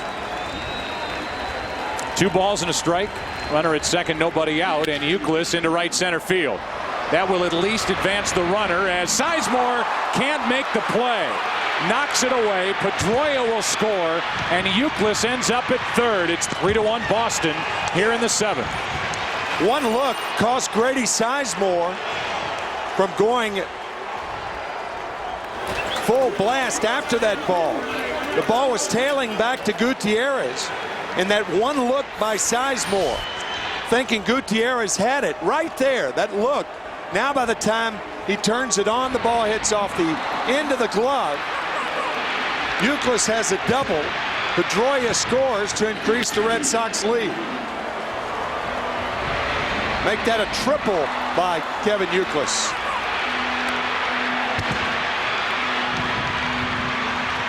That look by Sizemore slows him down right there. Thinking Gutierrez had the ball, and now when he turns it on, it's off the end of the glove, and the Red Sox score another one. So Youkilis at third, nobody out, 3-1. Sabathia is out, and David Ortiz is coming up. The 32-year-old former shortstop in the Red Sox organization has been virtually unhittable. Only 1 hit so far in this ALCS. Joe, it's got to be the oddest infield alignment I've ever seen. All 3 guys on the right side of the infield, all in, as is Casey Blake at third. And a strike over the outside corner. Ortiz with a single, a walk, a run scored, and a strikeout. David Ortiz is a career .442 hitter during the postseason with a runner in scoring position.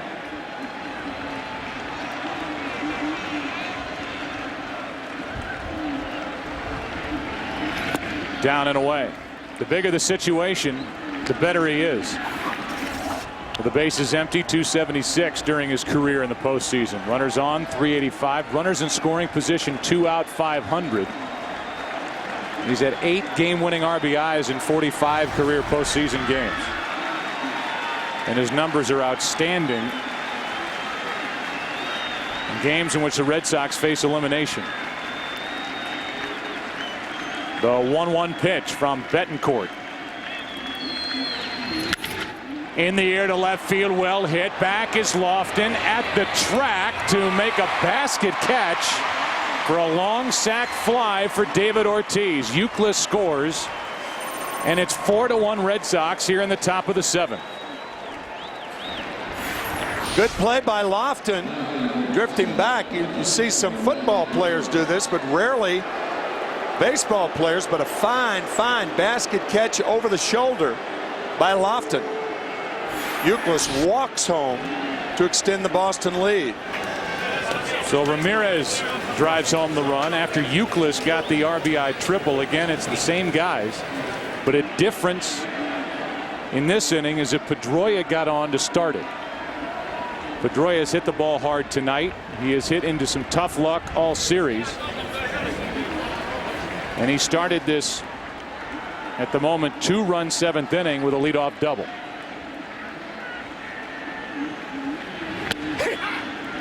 The Red Sox can get Pedroia coming up with key hits and getting on in front of the 2, 3, 4, 5 hitters, then watch out. Strike 1 to Manny Ramirez.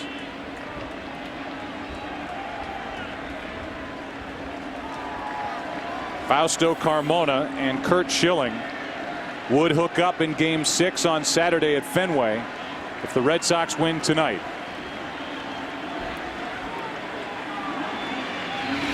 Good rip by Ramirez, but it's 0-2.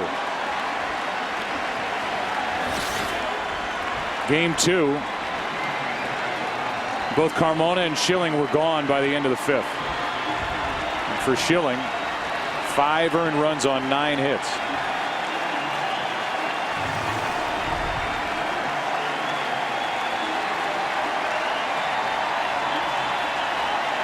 Carmona, 4+ innings, 3 earned runs. That graphic was obviously wrong in that category for Carmona. 0-2 the count, 1 out, nobody on, and time called.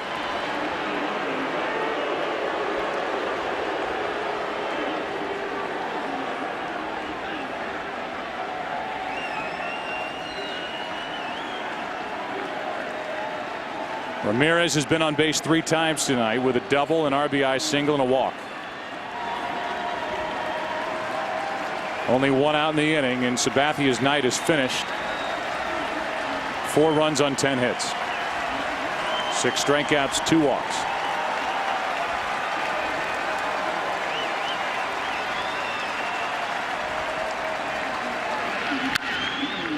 Still 0-2. It's a remarkable thing about Ramirez, how he stays alive on the strikes and refuses to swing at a ball just off the plate. The way he identifies not only different pitches, fastballs, sliders, curveballs, changeups, but how he identifies a strike from a ball just off the plate is remarkable.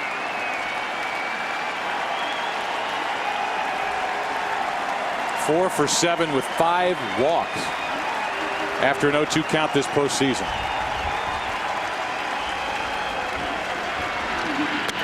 On the outside corner is Betancourt, gets the call, 2 out. And you've got to thread the needle to get him, and that's what Betancourt did, right on the corner.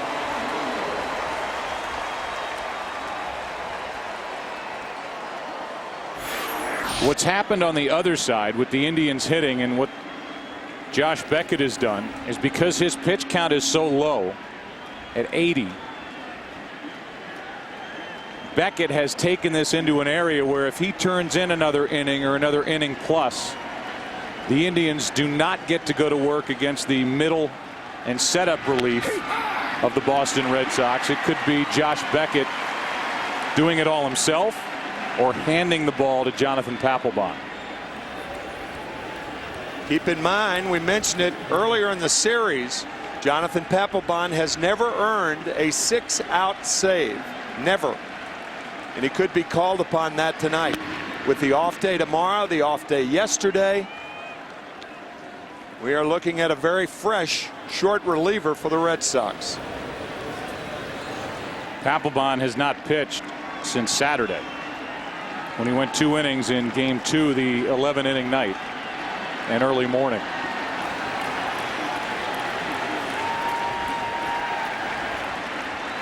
The 1-1 to Lowell. Hard hit, but foul.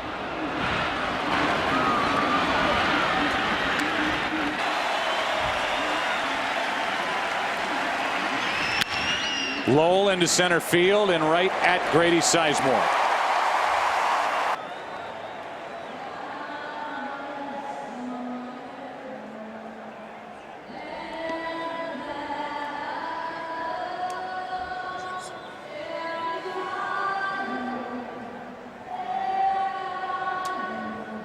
Through the night with a light from above, from the mountains to the prairies to the oceans wide with foam. God bless America, my home sweet home. God bless America, my home sweet home.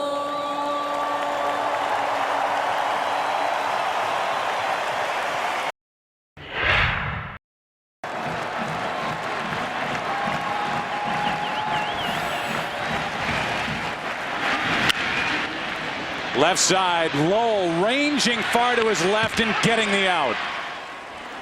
Eric Wedge told us prior to game 3 that whatever we seem to hit over in Mike Lowell's direction, he makes every play, and he went a mile to his left. And if he doesn't get to it, there is no way Lugo's going to make the plays. Too deep. So Lowell on the pick, the turn, and the strong throw. Yeah, nobody has more respect for Mike Lowell than Eric Wedge. In fact, Peralta just looked out at Lowell on his way back to the dugout. Mike with 15 errors on the season, but he is an elite major league third baseman. And now another matchup between Beckett and Lofton. These two jawed at each other back in the 5th. Strike one.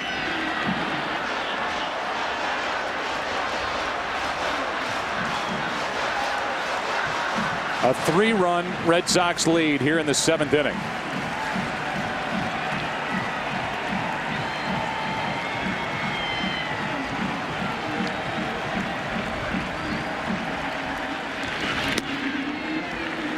One ball, one strike. Now Rafael Perez, a left-hander, getting loose for Cleveland in their pen. J.D. Drew just took over in the outfield. He's now in right. Bobby Kelty is out. Drew is set to lead off in the top of the 8th.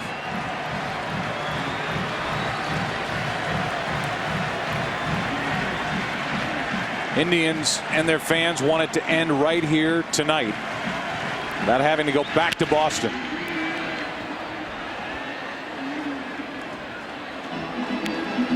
Last time up, 40-year-old Kenny Lofton dropped his bat on a 3-0 pitch, then flied out on the next pitch. Beckett yelled something in, and then Lofton was yelling back at Beckett all the way down the first baseline, and it was quickly broken up. Lowell, a peacemaker. Luis Rivera, the first base coach, a peacemaker, and certainly the umpiring crew did a nice job.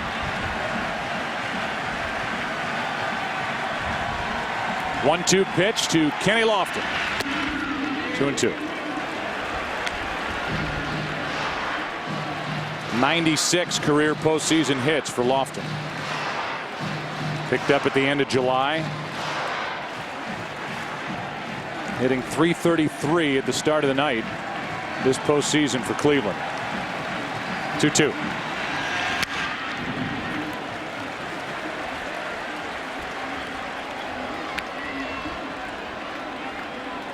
So economical with his pitches as he works with 1 out in the 7th. 86 on the night. That's with 9 strikeouts once again. He still has the good fastball, and his curveball tonight has been devastating.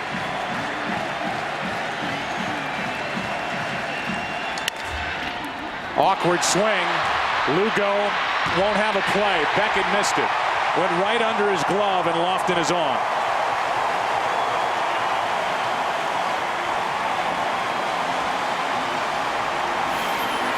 He saws Lofton off, and when Beckett can't make that play, nobody else can either. Probably an error on Josh Beckett, should be. Came up too quickly. It's an error on Beckett. E1. Lofton on base for the first time tonight, and the Indians send Franklin Gutierrez to the plate. 1 on, 1 out. Bottom of the 7th. 3-run lead. Breaking ball misses. Of course, when you're a pitcher, you have to think so quickly and react so quickly. But that's the type play that you can block. You don't have to catch because of the short throw to first base.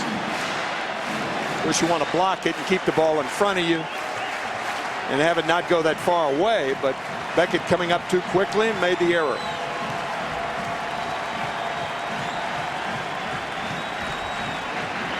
Breaking ball stays up and in.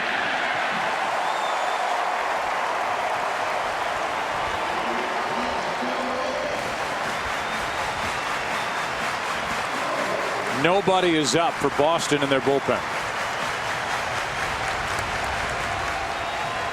You've got Casey Blake on deck, then the left-handed hitting Sizemore. Okajima, the left-hander, is the main setup reliever for Francona, but no action out there. 2-0 pitch. 95 miles per hour on a fastball. 2-1. Well, Beckett in total control, but I would think if Grady Sizemore gets up and he represents a tying run, you ought to have Okajima ready. I'm surprised Terry Francona does not have anyone up in the bullpen right now. It's Gutierrez now. Blake. And then Sizemore. Beckett does not get that call. It's 3-1.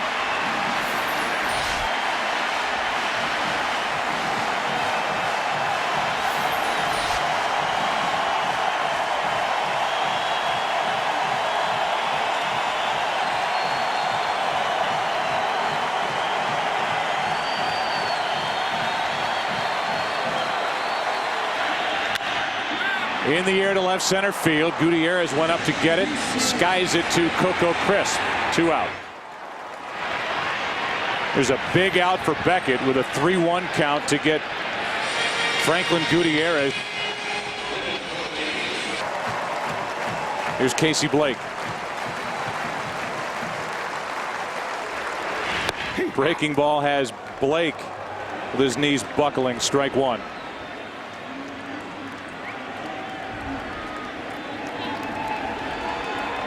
The curveball is the difference maker for Josh Beckett, and it has worked all night.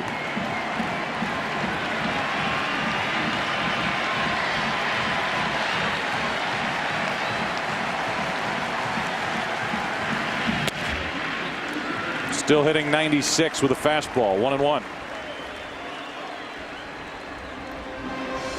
But again, if Blake can reach Grady Sizemore, who has hit 26 home runs this season, including the postseason, would represent the tying run.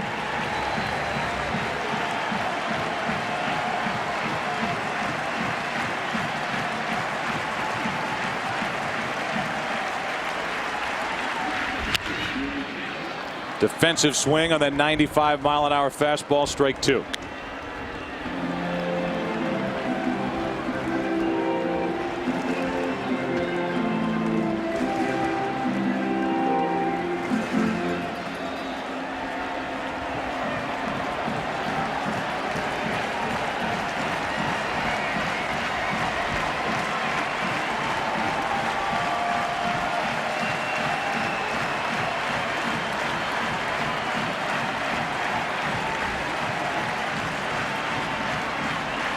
Lofton is running, and strike 3 called at the plate. Inning is over. Beckett with 10 strikeouts, and we go to the 8th here in Game 5. Boston down 3-1, leads at 4-1. Josh Beckett trying to go 3-0 in the postseason after a 20-7 regular season, and he is certainly one of the main candidates for the Cy Young Award. I think he'll win that award. It's gonna be among Sabathia and Carmona. And he has certainly followed up the regular season with even better work. And here tonight, considering the circumstances, with all that's riding on this game for Boston, I'll say it again, I don't think he could be pitching any better. Giving up a run in the first inning. The run was home after the 3rd batter of the night, and Beckett has been in charge since. Drew's first at bat. Decent swing against Perez, but it's 0-2. J.D. Drew, Coco Crisp, and Julio Lugo really struggling at the bottom of the lineup for the Red Sox.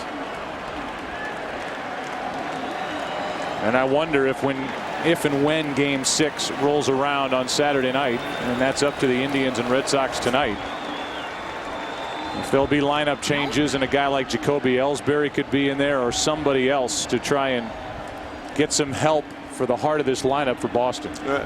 The way I see it, Joe, there is no way that Jacoby Ellsbury is not playing on Saturday night if it goes that far. Let's go down to Ken Rosenthal. Ken, your thoughts? I'm with you guys. In the last 3 games, Coco Crisp, as of right now, 0 for 10. Even though Jacoby Ellsbury is a rookie, he hasn't had much experience. You go to him in this game, in that situation at home, I think he could give the Red Sox a spark. And the perception that Ellsbury just came up at the end of the year, had a cup of coffee. He's their future center fielder and a guy that, you know, they will hang their hat on in years to come. That he didn't get much work, I think, is a little misleading and inaccurate. Ellsbury, over 100 at bats with the Red Sox. I mentioned Jacoby, who ended up hitting .353, had 116 at bats, 3 homers, 18 RBIs, and was as good against lefties as he was righties. 3 balls, 2 strikes. Drew leading off. Drew checked his swing, and it's a leadoff walk.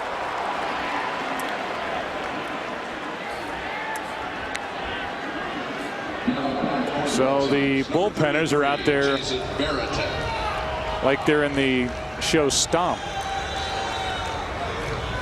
Well, you have John Adams, who beats the drum in left center field, and then the empty water bottles. That's Lester on the left and Del Carmen on the right. Like their moves. There's John Adams. He's been quiet this evening.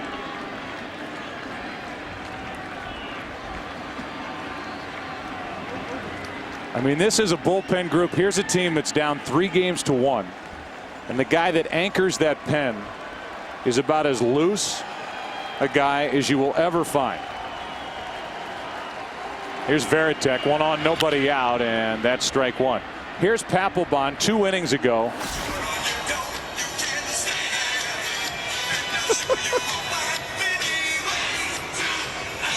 Doing the YMCA while he's jogging around out in the bullpen.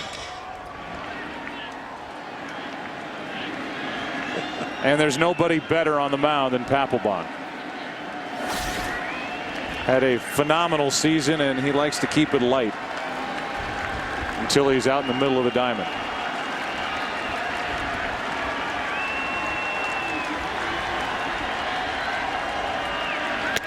Varitek takes strike 2. You've seen the promos. The Next Great American Band premieres Friday, October 19th on Fox, and at least percussion-wise, whether it's John Adams in the upper deck here at Jacobs Field or the guys in the bullpen, could both be on the list. 0-2 pitch, Varitek into right field for Gutierrez. 1 on, 1 out.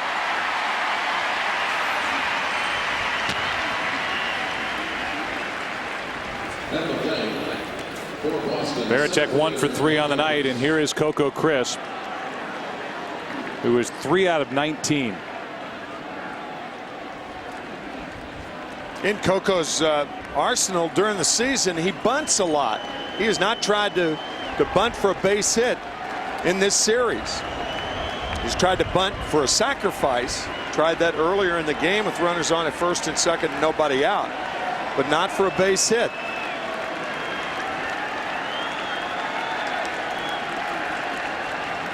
Drew at first with a small lead, and Perez to second, throws it right into the dirt, and it's 2 on with 1 out. That'll be an error on Rafael Perez. Joe, last year during the World Series, we saw the Detroit Tigers staff commit 5 errors, and it seemed like every error led to a big run by the St. Louis Cardinals and led to the Cardinals being world champions.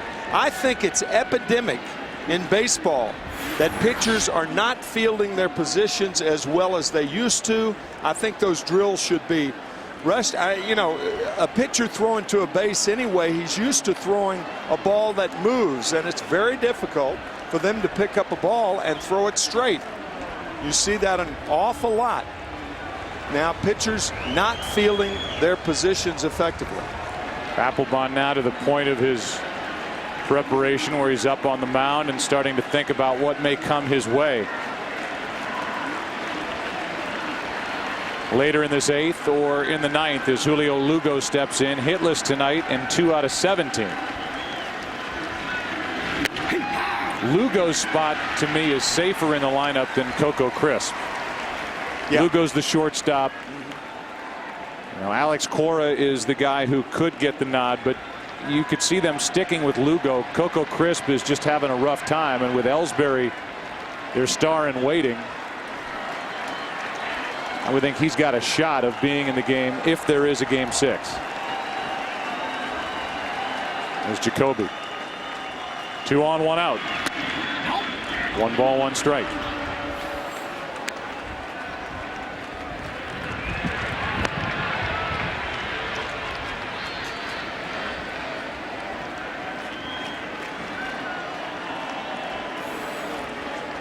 A walk, a 1-out error.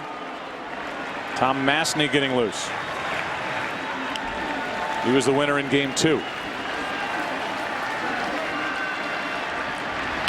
Now Lugo trying to bunt for a base hit. Perez, his throw too late. And Lugo gets his first hit of the night and only his 3rd of this series. And he loads the bases with 1 out for Dustin Pedroia. So it's not Coco Crisp, but Julio Lugo, who lays down a blueprint down the 3rd base line. All you have to do is get it in that area, and with Lugo's speed, no way to get him, and that's going to be all for Perez. Pedroia coming up. The bunt base hit for Lugo. The bases are loaded. 1 out. A chance for the Red Sox to bust it open, and Tom Masney is coming out of the bullpen for the Indians.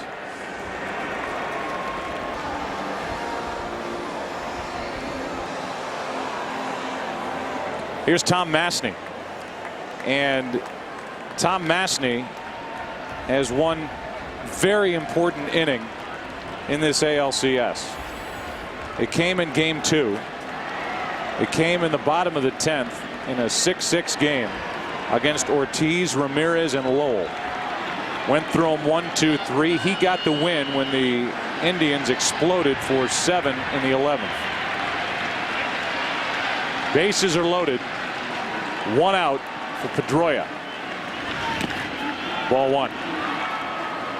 Eric Wedge telling us that the 2 innings that Masney got in relief of Sabathia, who was not effective in game 1 of the ALCS, let him know that he could handle it. And in game 2, they leaned on him against the big 3 in the lineup, and he was flawless.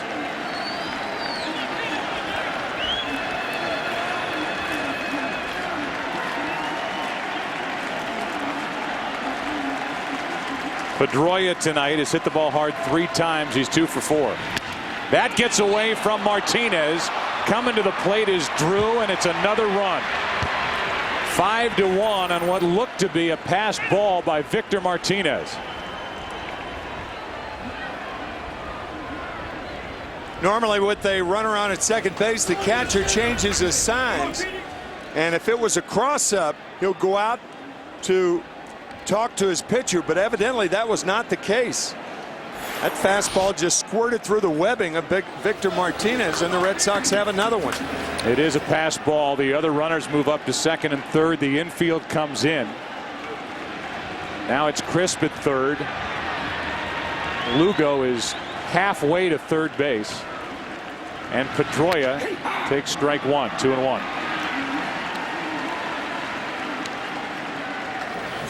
Yeah, if you're a base runner and you're at second base, you can go as far as the shortstop who's playing in front of you will allow you.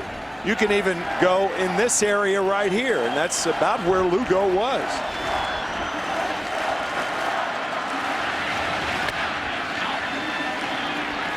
And the Boston Red Sox fans who have been here and have been quiet for the most part are now putting together a Let's Go Sox cheer in the top of the 8th inning.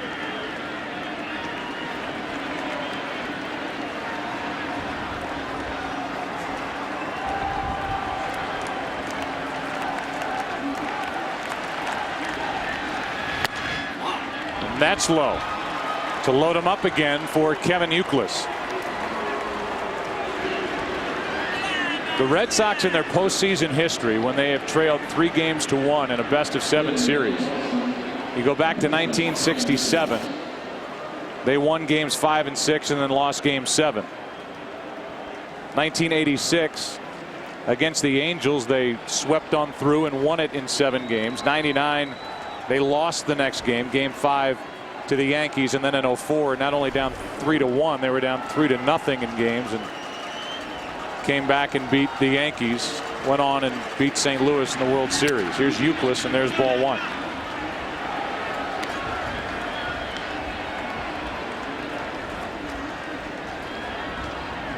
Kevin Euclid tonight has had a nice night. Big RBI triple and a run scored in the 7th, and got the Red Sox, who were down 3-1, off on the right foot with a 1-out blast home run into left field in the 1st.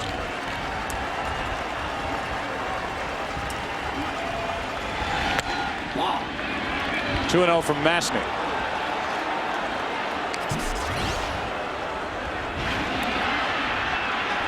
There's the home run that started this night offensively for Boston. After Pedroia grounded out, Euclid went deep. Then Ramirez hit a double with 1 out and was thrown out at the plate by Franklin Gutierrez in right to end the top of the 1st. That's low. Ball 3, 3-0.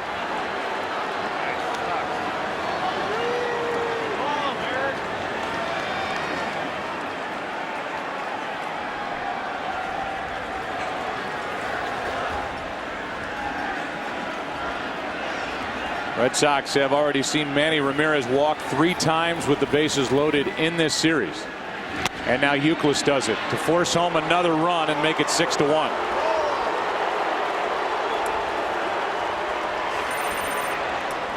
So a 5-run Red Sox lead and still only 1 out in the 8th.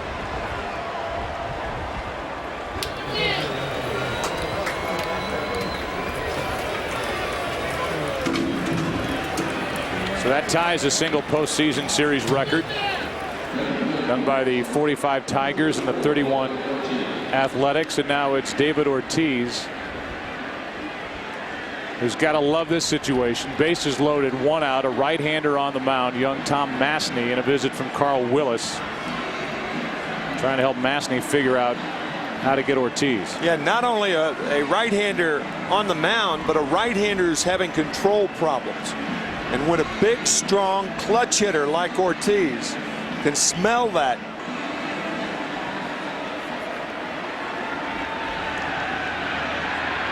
So Ortiz walks to the plate.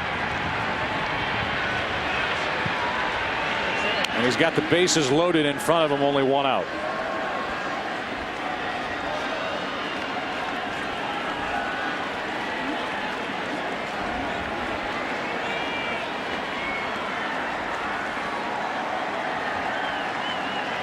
Here's the situation again with Beckett over on the bench. It's been an 18-minute half inning now. He has pitched so well. There's a strike on a breaking ball from Masny. And last check, there's no action for the Red Sox in their bullpen. And Beckett has thrown 96 pitches here tonight.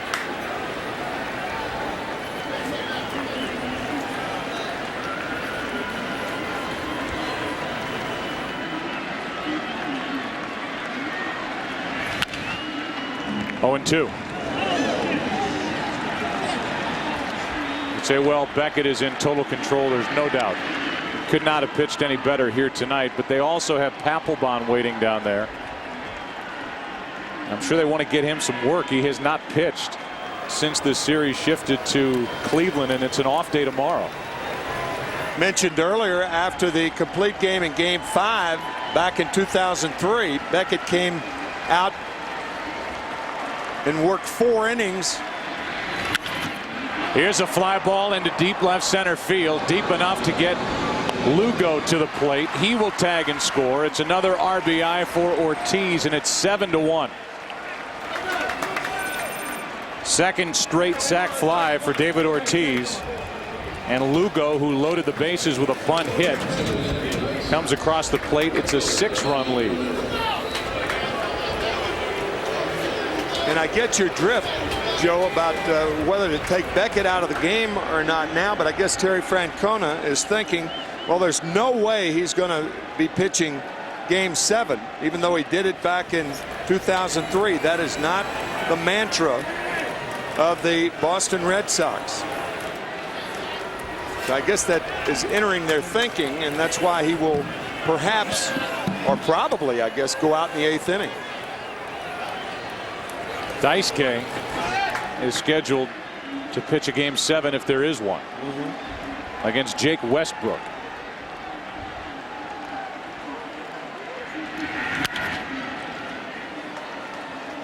Strike one on Manny Ramirez. Curt Schilling and Fausto Carmona if there's a Game 6 on Saturday. Ken, what do you have on Curt Schilling? Joe, remember, they pitched Josh Beckett in Game 5 in part because they wanted to give Schilling and Matsuzaka an extra day of rest. I talked with Schilling about this the other day, and he said his problem is not that he needs extra rest, it's that he just needs to execute his pitches better. Given his history, given that he'll be at home, it's going to be quite an interesting night. That would happen if the Red Sox hang on. They lead by 6. Breaking ball, a strike to Manny Ramirez. 0-2.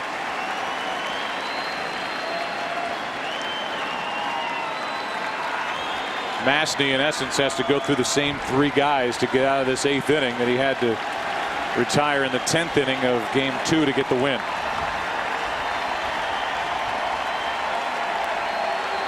Eighth man to bat in the inning.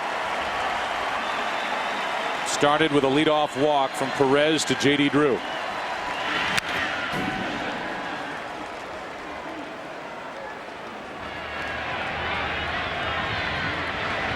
Certainly weather-wise, it's a different night than Game 1 when Beckett stiffened up during a long half inning on the bench. Just under 70 degrees at the start of the night. This will at least be a 20-minute half inning.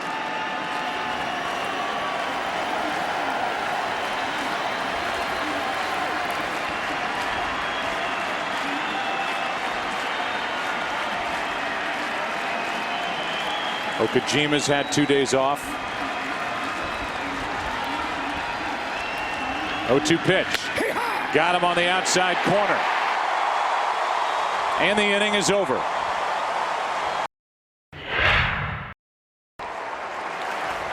Josh Beckett back to work, and first pitch swinging is Grady Sizemore. Jacoby Ellsbury just into the game, makes the play out in left, and there's the 20-plus minute layoff. Beckett goes back out there with his team up by 6, and Grady Sizemore goes after the first pitch and flies out to left where Ellsbury's waiting for it.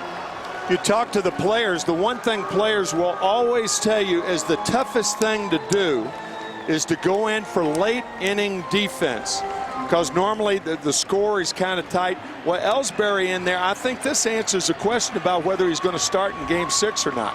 If you can go in for late inning defense in a tight game, in an elimination game, even though it's a 6-run lead, you could start a game in Boston if it goes that far. Well, that's certainly out on the table, and something that was talked about prior to Game 4, and even with the left-hander Sabathia on the mound tonight, there were some who thought Ellsbury could get the start tonight. 1 ball, 1 strike. Beckett has struck out 10. He has walked 1. He's allowed 1 run on 5 hits. His postseason strikeout high is 11, so he's 1 away from that. When he pitched in Game 5, this same situation in the 2003 NLCS while with the Marlins against the Cubs. With his team down 3-1.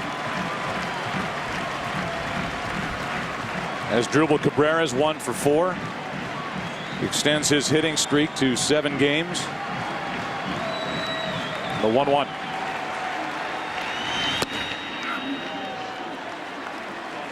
Two and 1.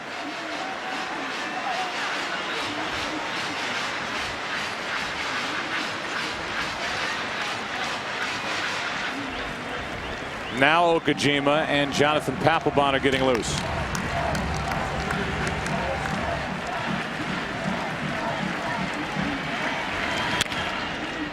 That's strike 2.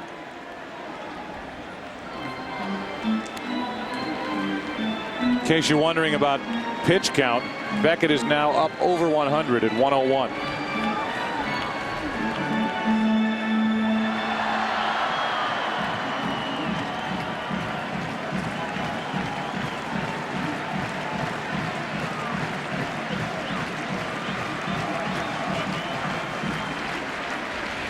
On the inside corner, that's strikeout number 11.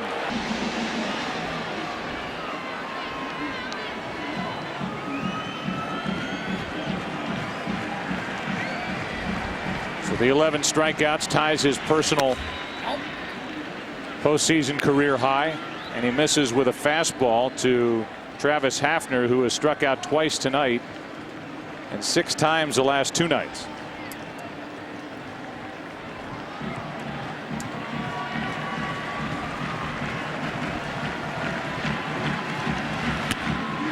Two and 0.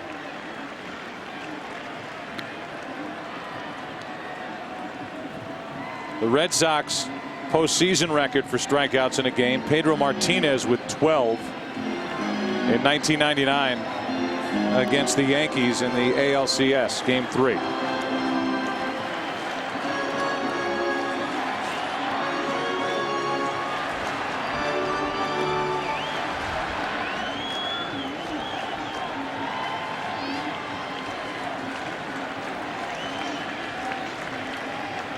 Shaking off a 2-0 pitch with a 6-run lead.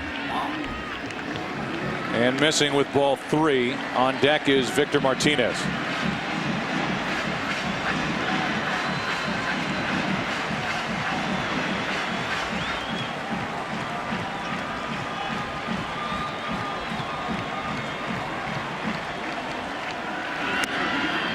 Three and 1.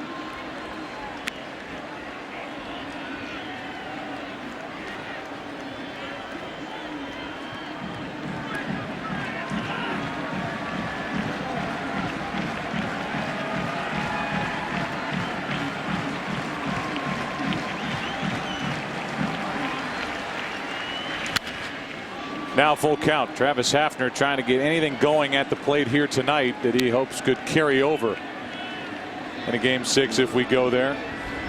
Really struggling swinging the bat. Just 3 out of 18. Travis has struck out 7 times in the last 3 games.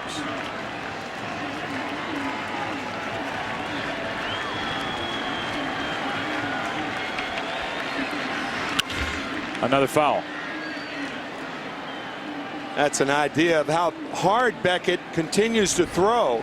When a guy like Travis Hafner can't turn on a fastball when he knows it's coming in the 8th inning after over 100 pitches, then you know the starter still has his good stuff.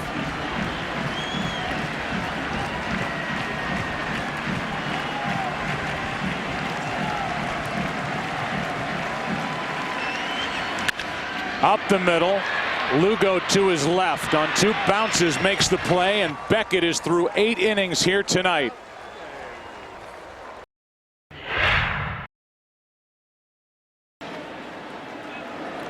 After coming off the field, getting through the bottom of the 8th, big game Beckett getting high fives from his teammates as Lowell goes after the first pitch and flies into Sizemore 1 out here in the top of the 9th inning. Beckett is on his way to a 3-0 record this postseason. And tonight he'll end up going 8 innings, allowing 1 run on 5 hits, 1 walk, 11 strikeouts. Beckett hopeful that he starts next Wednesday night at Fenway against the Colorado Rockies, but boy, do the Red Sox still have a ton of work to do in order for that to happen. Yeah, I think it's fascinating to look ahead to what we could be seeing on Saturday night. Here's a terrifically balanced Cleveland Indians team. They played so well. Tonight they ran into a buzzsaw, Josh Beckett. At worst, they will carry a 3-2 lead in this series back to Boston. And yet, I think they're going to be facing one of the most confident teams down 3-2. That's a great point. That they could ever face. Yeah, you're right. Here's Drew trying to get in on the fun, shooting one over the head of Grady Sizemore, and J.D. Drew is content with a 1-out double. Yeah, I think that's interesting that even though the Indians up 3-2, the job they have to do is still formidable. To go into Fenway Park with Fausto Carmona, great stuff and all on the mound against Schilling, who was not effective in Game 2. But to try and go up there and win at Fenway against a group that's been there, done that, with guys like Ortiz and Manny Ramirez, and Mike Lowell's been through it with the Florida Marlins, Schilling. Should be an interesting night on Saturday night. 1 ball, 1 strike on Varitek.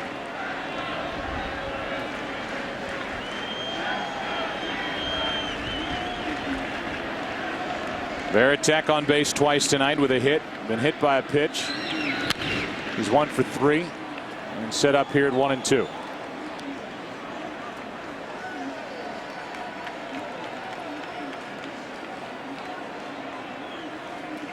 In the bottom of this 9th inning, the Indians will have their 4, 5, and 6 hitters, Martinez, Garco, and Peralta. You would figure against Papelbon, who needs to get an inning's worth of work. And he's getting ready with an off day coming tomorrow. Drew gets the 3rd on the 2nd out of the inning as Varitek bounces back to Masney.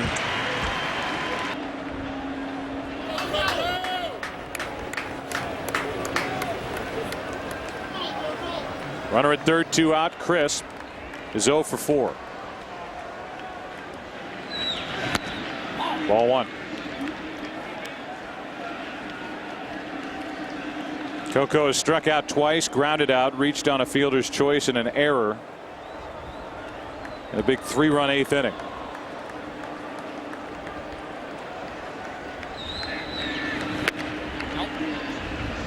One of the bigger outs that Beckett got tonight came back in the 7th inning when he fell behind Franklin Gutierrez after Lofton reached on the error.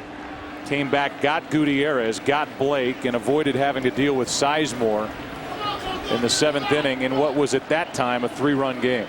Also, that double play by Travis Hafner in the 1st inning. You don't get many chances against a pitcher like Beckett. 1st and 3rd, nobody out, and Travis Hafner grounded into a double play. The Red Sox conceded the run, and that has been it. 3-0 now on Crisp. Lugo would be next. Fausto Carmona will get the ball on Saturday night.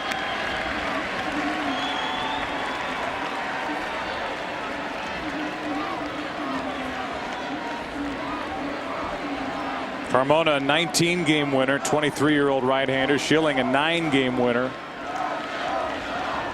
the 40-year-old right-hander. 3-1 pitch. Masney makes a good play, and Crisp, in desperate need of a hit, is robbed by the quick glove of Tom Masney. The electrifying closer Jonathan Papelbon, who had 37 saves and an ERA of 1.85, takes over to tune it up, and he will face the 4, 5, and 6 hitters for the Cleveland Indians, up by 6.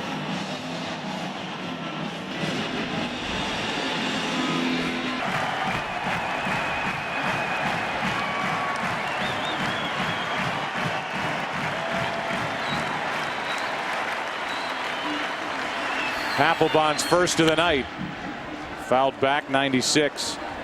They're going to see the same type velocity from Papelbon that they saw from Beckett.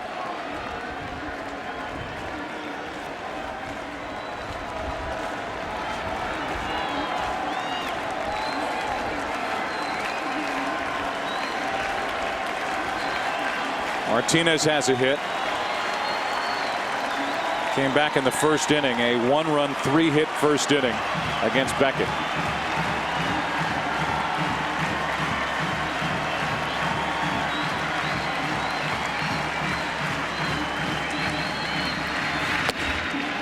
1-1. Joe, you mentioned earlier about the free spirit of Jonathan Papelbon. Before Terry Francona ever met Papelbon, he had read all the reports about him in the minor leagues, had pitched in Double-A ball. He was scheduled to pitch in a game around Clearwater, Florida, about 2 hours north of Fort Myers, where the Red Sox train, and he missed the bus. And finally, he shows up.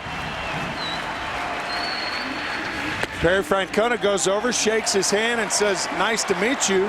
How can you miss the bus?" And Jonathan said, "Well, I just thought that it might drop by my condo and pick me up." like the bus picks up all players. Like it's a school bus. Yeah, like it's a school bus. You know, I mean, that's the free spirit exuded by this man. 2 balls and a strike on Victor Martinez, and challenged with a fastball, 2-2. Terry tells that story so affectionately, saying that he kind of likes it when that guy's out there and he glances up, and that nasty glare of his. We were kidding about it this summer, saying every kid in New England's going to have that glare. It's a death stare. Yeah, right.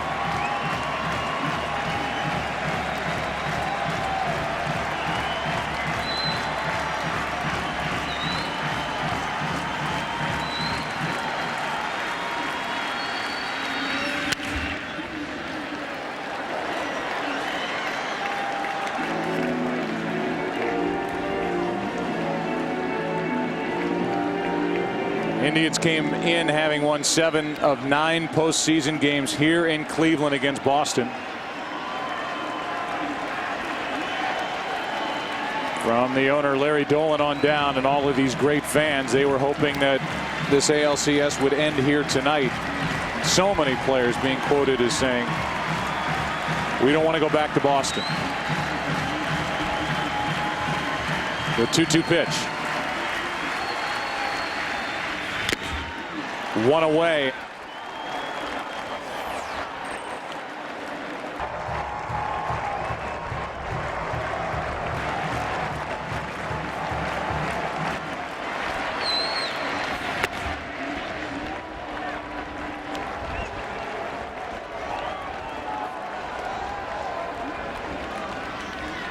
He's a beauty.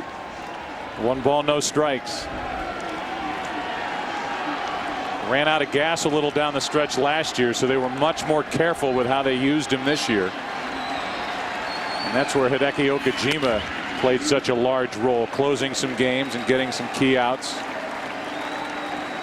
Boston trying to reap the benefits of that now in October.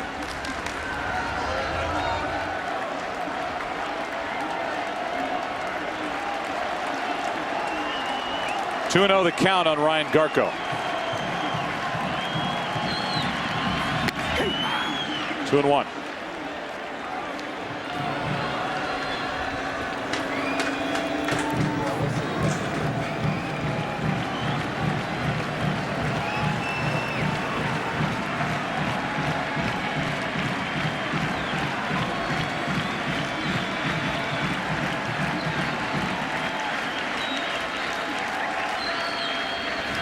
Garko gets into one to center field. That ball was scorched. Short hops the wall, and Ryan Garko will dig for second. Trying to give the Indians some life here in the 9th inning. 1 on, 1 out, down by 6.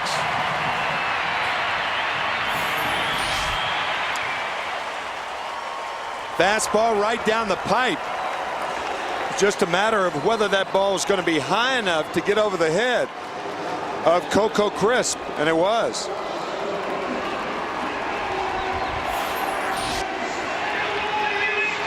Now Johnny Peralta. Peralta came in to this game hitting .406 this postseason. He's 0 for 3 tonight. That was against Beckett. Struck out, grounded out twice. 2 3-run home runs in this ALCS. The latest one in the 7-run 5th inning against Tim Wakefield and Manny Del Carmen. 7-run fifth in Game 4.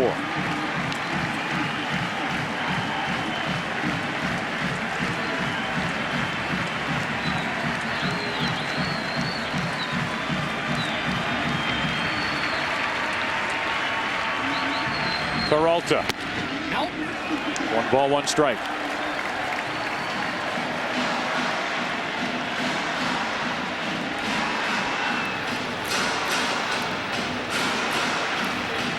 Terry Francona stayed the course with his lineup, certainly stayed the course with his rotation.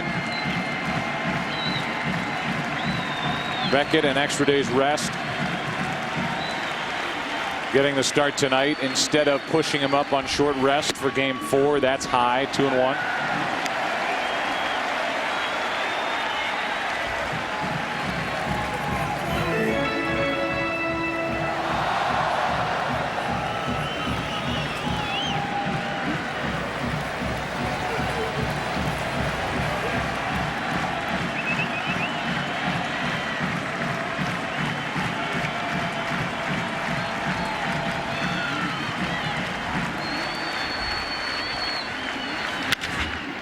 Lugo to his left, gets the high hop, throws out, and the Indians are down to their final out.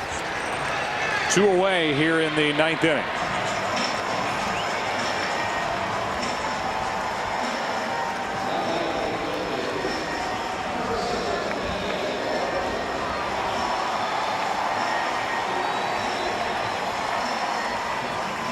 So now with 2 out and the runner Garco at third, Kenny Lofton will be the hitter. The producer of tonight's game, Pete Macheska, the director, Bill Webb, the associate directors, Carol Langley McDermott, Aaron Stoikoff, Judy Wong, and Wayne Wilson. Steve Horn, our editorial consultant here in the booth. Broadcast associates are Brian Biederman and Yvonne Wagner.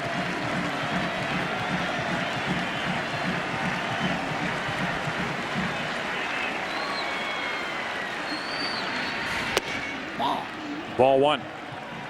Technical producers are Dan Rotante and Sid Drexler. Technical director Jonathan Evans. Studio show produced by Gary Lang, directed by Bob Levy. Stephanie Medina is the associate director. Just going to give you some of the names as we wind down in this 9th inning. Cleveland trying to keep their hopes alive here in Game 5. Lofton takes a strike. It's 1-1. Coordinating producer of the studio show, Scott Ackerson. Studio technical supervisor is Jack Simmons. The vice president field operations, Jerry Steinberg, and the senior producer of Fox Sports, Bill Brown. The executive producers are David Hill and Ed Gorin. The 1-1 pitch. Lofton takes low.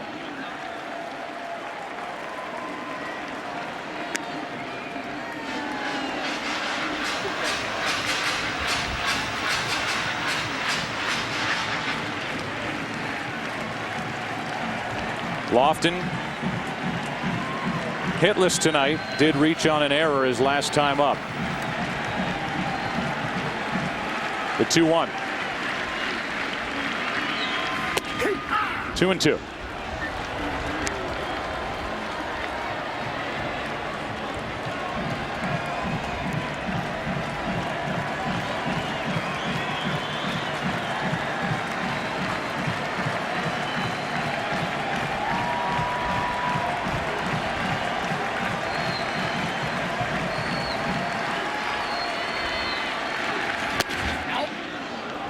Full count. On deck is Gutierrez.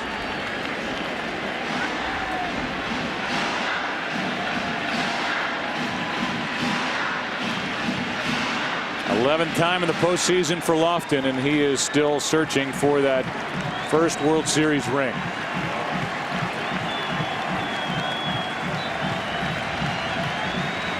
"3-2 from Papelbon is high, and it's 1st and 3rd for Franklin Gutierrez.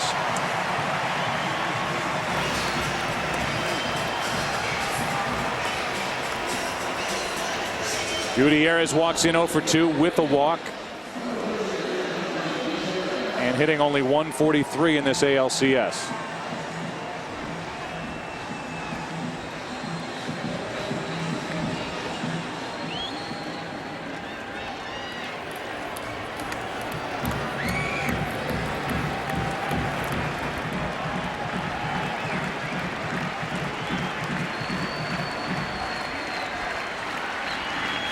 Gutierrez takes a strike.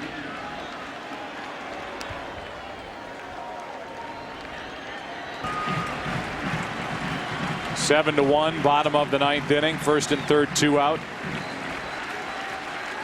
Lofton takes second, and Gutierrez flies one into center field. Coco Crisp is there, and Saturday night, a date at Fenway Park, Game 6 of this ALCS, thanks in large part to the brilliance of Beckett. Papelbon closes it down, and behind Beckett, who went 8 innings, 1 run, 5 hits, 11 strikeouts, 1 walk. Boston gets this series back home. Joe, they'll be lining up early tomorrow morning at Fenway for the tickets that are available for Saturday night. I can't wait.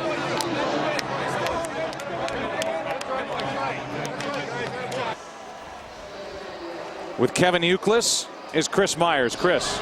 And a little bit of irony from Ohio, an Ohio guy born in Cincinnati, keeping the Indians from celebrating with a home run and a triple. And you got a great performance from Josh Beckett tonight. Yeah, Josh threw the ball well for us. He kept us, he gave up that, that 1 run, and after that he was just mowing, and he was throwing the ball like he usually does. And for us, we got that 2nd run for him, but we wanted to add on, and we got very fortunate in that inning to add on for him. And Josh is unbelievable.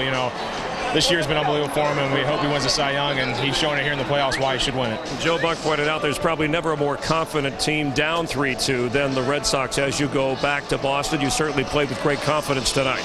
Yeah, we were just going out there just to play the game. We weren't trying to win 3 games in one night. We were just going out there to play the game, go out there and fight, and do whatever we ever did, or do whatever we had to do to win this ball game, and we did a great job. And the biggest thing was our pitching is going to take us as far as we go, and we need a big pitching performance for Kurt Schilling on Friday. How about you facing Carmona? Oh, Carmona's Carmona's a good sinker baller, and you just got to make sure he throws strikes because he likes to pound the ball inside of righties, and he throws that one side of the plate real well and has that slider. So the big thing is to get that to get the sinker up and not swing at the pitcher's pitches. All right, we're here with Dustin Pedroia. Dustin, obviously you'd hit into some hard luck earlier in this series. How about tonight? Yeah, I got a couple to fall for me. I got one taken away from me, but that's the way baseball goes. You're going to hit the ball hard. You're going to make outs. Can't just get down on yourself. You got to keep being relentless with your at-bats and fight through it. What was it like playing behind Josh Beckett tonight? Oh, he's been unbelievable all year. I mean, it's not just in the postseason. He's done this all year long. You guys are finally seeing it. What he's done, but he's been unbelievable. He hits his spots with every pitch, and he goes out there and battles. Your thoughts going back home to Boston? Schilling and Matsuzaka lined up. Yeah, we got to worry about the first inning of the next game. We're not getting ahead of ourselves. Our backs are still against the wall. Everything. We lose, we go home. We're trying to fight everybody off and play it pitch by pitch. Last thing, you guys came into the game facing elimination. What was the locker room like before the game? There's some things I can't say that were going on, but no, a lot of the veteran guys try to keep it loose. But we're focused. We know what we know what we're up against. We can't lose. We just got to go out there and battle and try to find a way to win. That's what we're about. Dustin, thank you very much. All right, take care. All right. Saturday night, it will be Game 6. We'll be on the air at 8 o'clock Eastern here on Fox. And Fausto Carmona, who allowed 4 earned runs compared to Schilling's 5 in Game 2, will take on the veteran